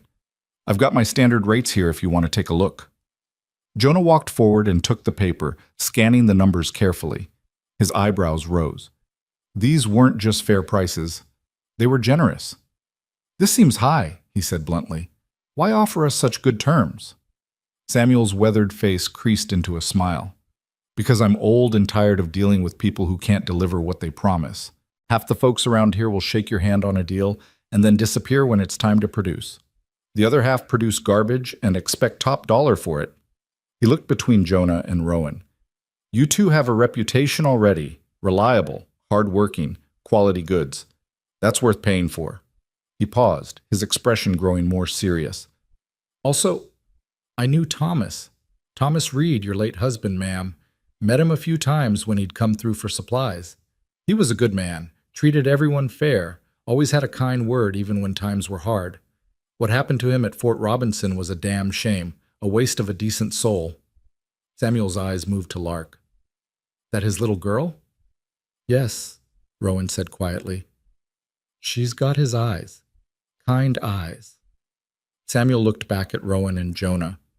If I can help his widow and child prosper, help them build something good, well, that sits right with me. Thomas deserves to be remembered better than how he died. The sincerity in his voice was unmistakable. Rowan's eyes glistened with unshed tears. Thank you, Mr. Grant. That means more than you know. Call me Samuel, please. Mr. Grant makes me feel ancient. He dismounted with a slight groan. Mind if we talk details? I've got a proposal that might interest you. They spent the next 2 hours working out an agreement. Samuel would send a wagon once a month to collect whatever produce they had ready and deliver supplies they'd ordered. The first pickup would be in 2 weeks, giving them time to harvest and prepare. He'd also spread word in town that they were reliable suppliers, which could bring other business opportunities. One more thing, Samuel said as he prepared to leave. Winter's going to be hard this year. I can feel it in my bones, and my bones are never wrong. You'll want to preserve every bit of food you can, stock up on firewood, make sure your shelter's solid. I can help with supplies if you need them. We'll manage, Rowan said, but thank you for the warning. You've got a good setup here. Don't let pride stop you from asking for help if things get rough. Samuel swung back into his saddle with another groan. I'll see you folks in 2 weeks. And ma'am, sir, congratulations on what you're building. Not just the homestead, but the family. That's the real wealth. After he rode away, Rowan turned to Jonah with shining eyes. Do you realize what this means? This could change everything. We could actually build something sustainable here, something that lasts beyond just scratching out survival. We're already building something that lasts, Jonah said, pulling her close. But yes, this helps. This gives us options, security. We need to celebrate. Rowan looked toward the house where Lark was watching from the window. Tonight, we have a real meal. Use some of the sugar I've been saving. Make something special. Because that evening, they sat down to a dinner that felt like a feast, even though it was simple food. Rowan had made cornbread with honey, beans with bits of salt pork, and stewed tomatoes from the garden. For dessert, she'd made a sweet cobbler with preserved berries. Lark ate with the enthusiasm of someone who understood that good food was precious. This is the best dinner ever, she declared, her face smeared with berry juice. Don't talk with your mouth full, Rowan said, but she was smiling. Can I ask something? Lark swallowed her mouthful. Are we rich now? Jonah laughed. No, little bird, we're not rich. But we have enough, Rowan added. We have food, shelter, people who care about us. Some folks would say that makes us richer than kings. I think we're rich, Lark insisted. We've got everything that matters. Later, after Lark had been put to bed, Jonah and Rowan sat together by the fire. The night had turned cool, a hint of autumn in the air, even though it was still high summer. She's right, you know, Rowan said quietly. We do have everything that matters. We do. Jonah reached over and took her hand. And I want to make it official. I want to marry you, Rowan. Make this family real in every way. It's already real. I know. But I want the world to know it too. I want to stand up in front of witnesses and promise to love you and care for Lark and build this life together. He turned to face her fully. Harvest is still months away. I don't want to wait that long. Rowan studied his face in the firelight. You're sure? You're absolutely certain this is what you want? Because once we do this, once we make it official, there's no going back. I've never been more certain of anything in my life. She smiled, and it was like the sun breaking through clouds. Then, yes, let's do it. Let's get married. When? 3 weeks. That gives us time to prepare, to let people know if we want witnesses. She squeezed his hand. Samuel can officiate if he's willing. He mentioned once that he was ordained back when he ran a small church. 3 weeks, Jonah repeated, feeling joy bubble up in his chest. I can wait 3 weeks. They told Lark the next morning over breakfast. Her reaction was everything they'd hoped for and more. Finally, she shouted, jumping up from her chair. I've been waiting forever. Can I be in the wedding? Can I wear something special? Can I help plan everything? Yes to all of it, Rowan said, laughing. But first, finish your breakfast. The next 3 weeks passed in a blur of preparation mixed with regular work. The garden still needed tending, the trade agreement with Samuel required careful planning, and daily life continued its demands. But underneath everything was a current of excitement, of anticipation. Rowan took one of her few nice dresses and altered it to fit better, staying up late by lamplight to make the adjustments. Jonah cleaned and pressed his best shirt, polished his boots until they shone, and tried not to feel nervous about the enormity of what they were about to do. Lark was involved in every aspect of the planning, offering opinions on everything from what flowers to pick to what food to serve. Her enthusiasm was infectious, and even Rowan's practical nature couldn't resist getting caught up in the joy of it. Samuel arrived a week before the wedding with the first trade pickup. He was delighted to hear about the wedding and immediately agreed to perform the ceremony. It would be my honor, he said warmly. I'll bring my wife too, if that's all right. She'd love to meet you folks. The more the merrier, Rowan said. The day before the wedding, Rowan's nervousness finally showed. What if I'm making a mistake, she asked Jonah as they worked together in the garden. What if I'm dishonoring Thomas's memory? What if... Stop. Jonah set down his hoe and took her hands. Look at me. Thomas was a good man who loved you and Lark. Do you really think he'd want you to spend the rest of your life alone, grieving, refusing to let yourself be happy? No, she admitted. He'd want me to move forward, to live. Then that's what you're doing. You're not replacing him, Rowan. You're not forgetting him. You're just choosing to keep living, to build something new while still honoring what came before. He touched the pocket watch in his vest pocket. You gave me this. His watch. That told me everything I needed to know about how you feel, about what you're ready for. Rowan's eyes filled with tears. I do love you, Jonah. So much it scares me sometimes. I love you too, and tomorrow we're going to stand up and promise to face whatever comes together. Whatever fears we have, whatever doubts, we'll work through them. Together. She kissed him then, long and deep, and when they pulled apart, she was smiling again. Tomorrow, she said, tomorrow we become a family in every way that matters. The wedding day dawned clear and beautiful, the sky a brilliant blue without a single cloud. Jonah woke early, too nervous to sleep, and spent the morning making sure everything was perfect.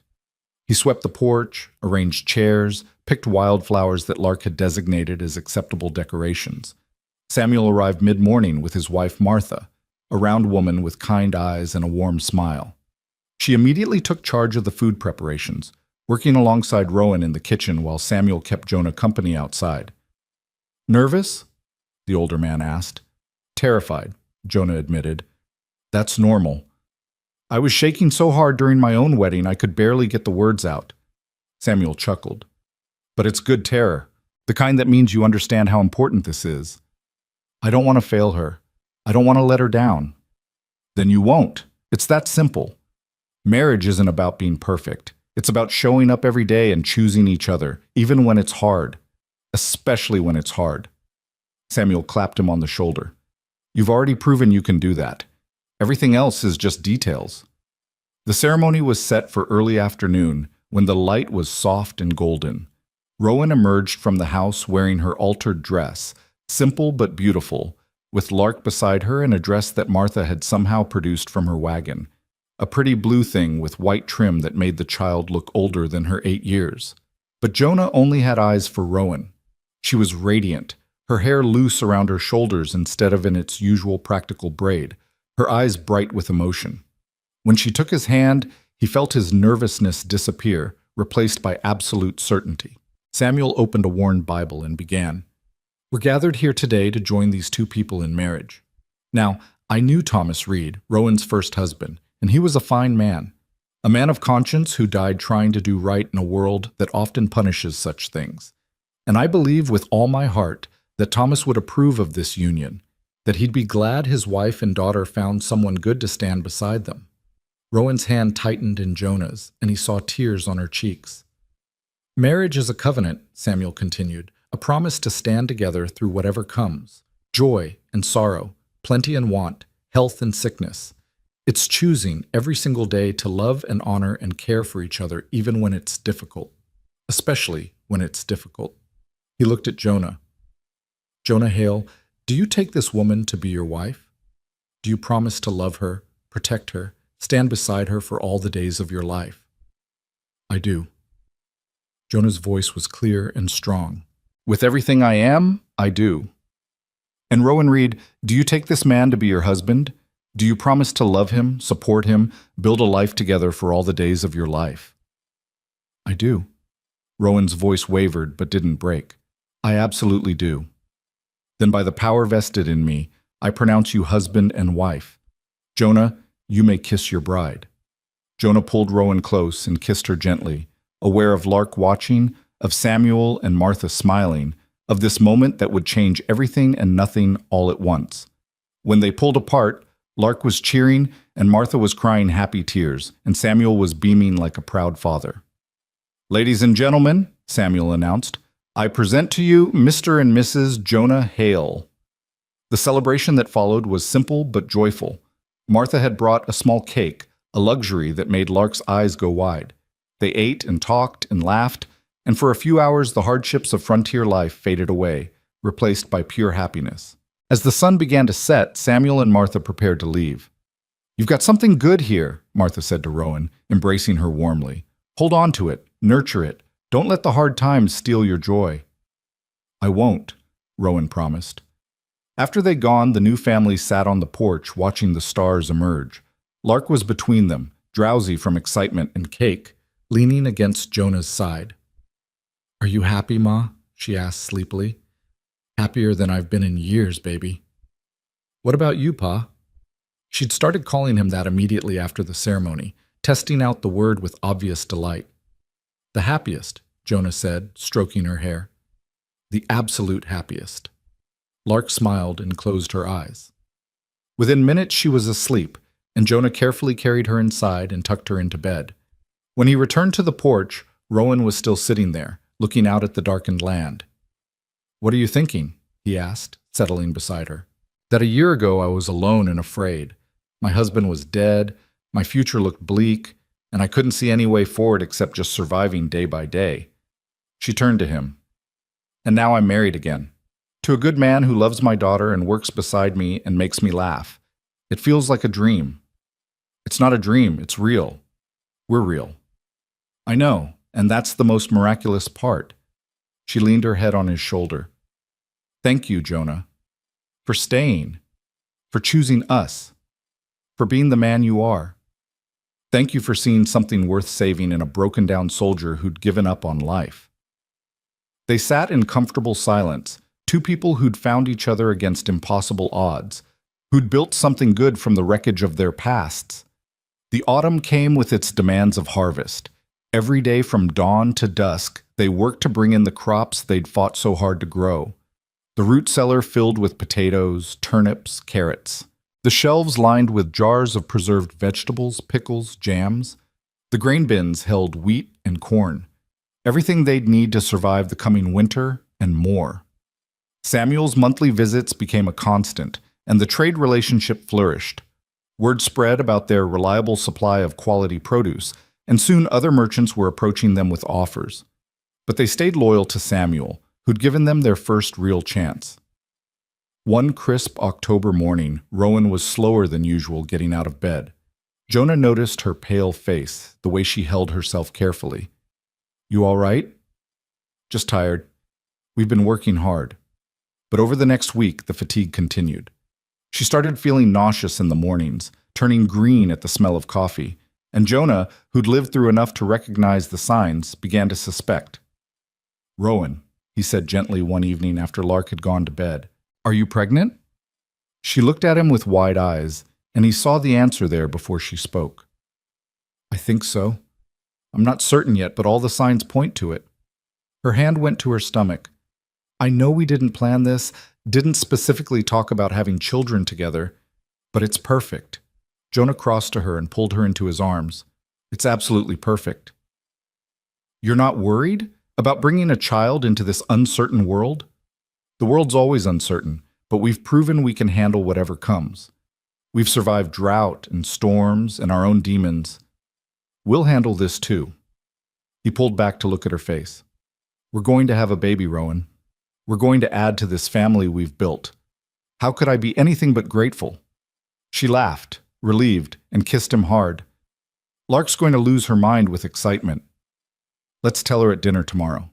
Make it special." They told her over breakfast instead, unable to wait. Lark's reaction was everything they'd expected and more. She shrieked, jumped up and down, demanded to know if it would be a brother or sister, asked if she could help name the baby, and generally made plans for the next 9 months without pausing for breath.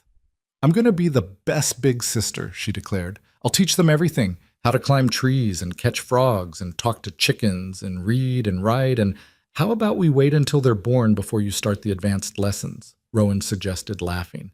"Can we tell Samuel and Martha? They'll be so excited." "We'll tell them when they come for the next trade visit." The pregnancy progressed smoothly through the autumn and into winter. Rowan's belly grew round, and Jonah found himself marveling at the miracle of it, that two broken people could create new life, that from all their scars and pain, something innocent and perfect could emerge. They prepared a corner of the bedroom for the baby, with Jonah building a small cradle from smooth pine. Lark helped paint it white, and decorated it with careful drawings of animals and flowers. Samuel and Martha brought soft blankets and tiny clothes when they came for the monthly trade, gifts from Martha, who remembered what it was like to have babies. "You're glowing," Martha told Rowan one December afternoon. "Pregnancy suits you." "I feel like I'm carrying a watermelon," Rowan laughed. "But yes, I'm happy, happier than I ever thought I'd be again." Winter settled in hard, just as Samuel had predicted. The snow came early and deep, piling in drifts against the house. But they were prepared. The root cellar was full, the woodpile was stacked high, and the house was tight and warm against the cold. On the longest nights, they gathered by the fire, Jonah, Rowan, and Lark, and told stories or read books or just sat in comfortable silence. Sometimes Jonah would feel the baby kick under his hand as he rested it on Rowan's belly, and the reality of it would overwhelm him. He was going to be a father, not just to Lark, though he loved her as his own, but to this new life that was part him and part Rowan. In late February, on a night when the wind howled and snow fell thick and fast, Rowan's labor began.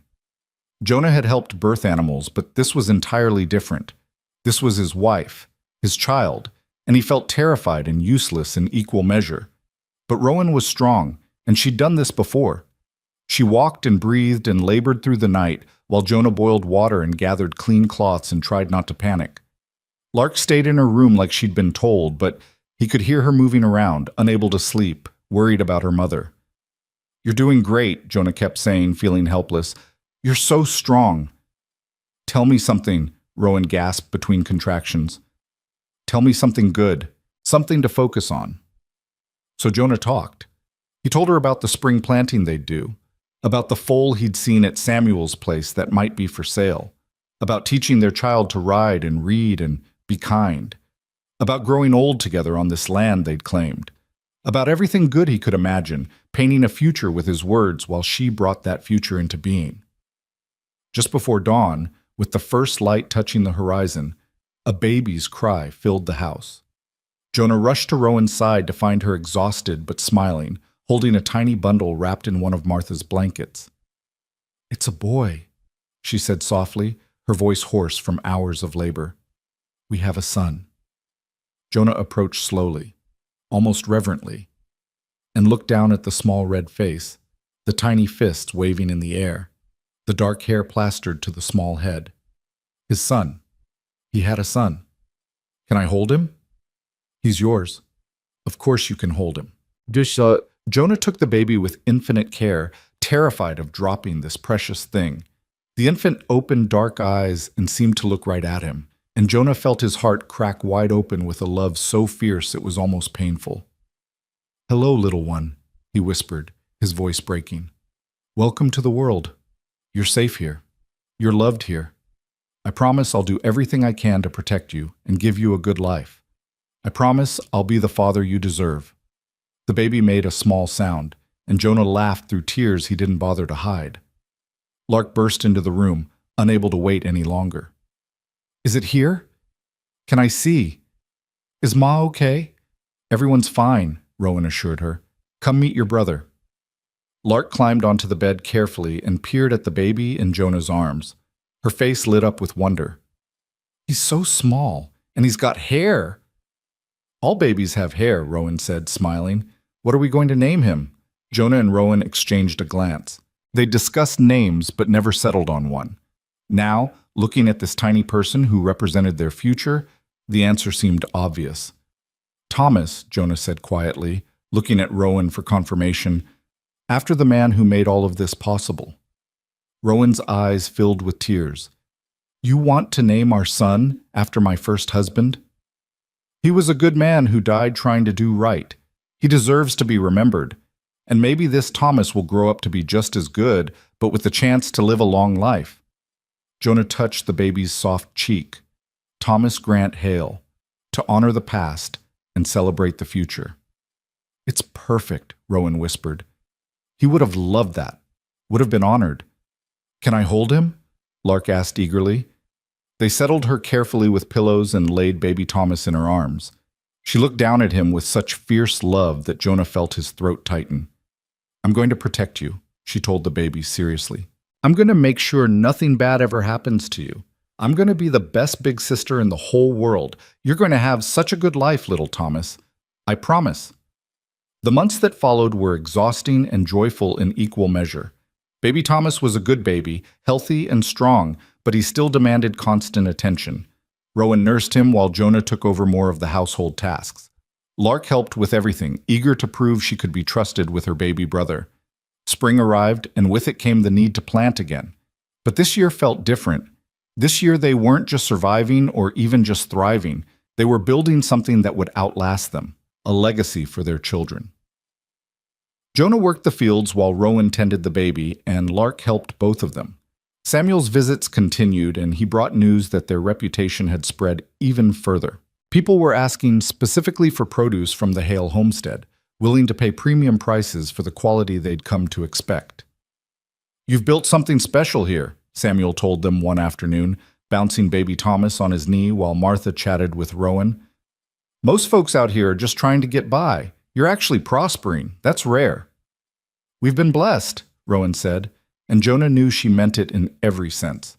Blessed with good land, hard work, and each other. By summer, they'd expanded the garden yet again, and Jonah had built a proper chicken coop that could house twice as many birds. They acquired the 2 dairy goats they'd talked about, and Lark took charge of them with typical enthusiasm, naming them Daisy and Belle and treating them like pets. One warm July evening, Jonah stood at the edge of their property, looking out at everything they'd created.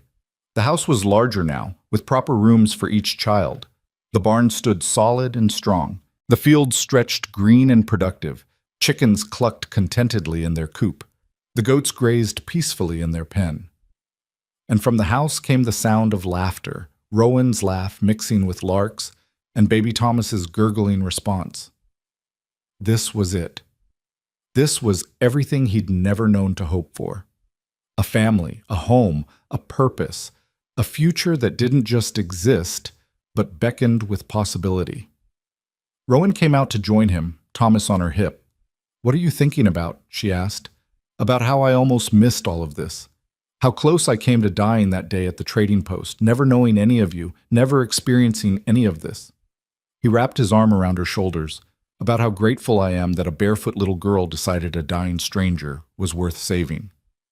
"We all saved each other," Rowan said, echoing Lark's wisdom from so long ago. "That's what families do." They stood together watching the sun paint the sky in brilliant colors, their son between them, their daughter visible through the window working on her lessons, their land stretching out in all directions. 2 years later, Rowan gave birth to their daughter, Sarah, who came into the world with Jonah's dark hair and a stubborn streak that showed up before she could even walk. The house grew more crowded and more joyful. Lark, now 12, was less child than young woman, helping run the household with quiet competence that made both parents proud. She was teaching Thomas his letters, reading to him every night, and already planning to teach Sarah everything she knew. The homestead prospered beyond their wildest dreams. What had started as survival became success. They had money saved, livestock thriving, fields producing abundantly. But more than any material wealth, they had each other. And on quiet evenings, when the work was done and the children were settled, Jonah and Rowan would sit on the porch they'd expanded twice now and marvel at the life they'd built. "Do you ever think about how we got here?" Rowan asked one such evening. "All the time. Sometimes I still can't quite believe it's real." "What part?" "All of it. That you love me. That these children call me father. That I get to wake up every morning in this place we've built together." He took her hand. "That I'm happy. After everything, after all the pain and loss and mistakes, I'm actually genuinely happy." "Me too." Rowan squeezed his hand. 5 years ago, I thought my life was over.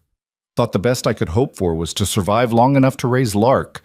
And now you have 3 children, a thriving homestead, and a husband who loves you more than anything in the world." "And now I have everything," she agreed.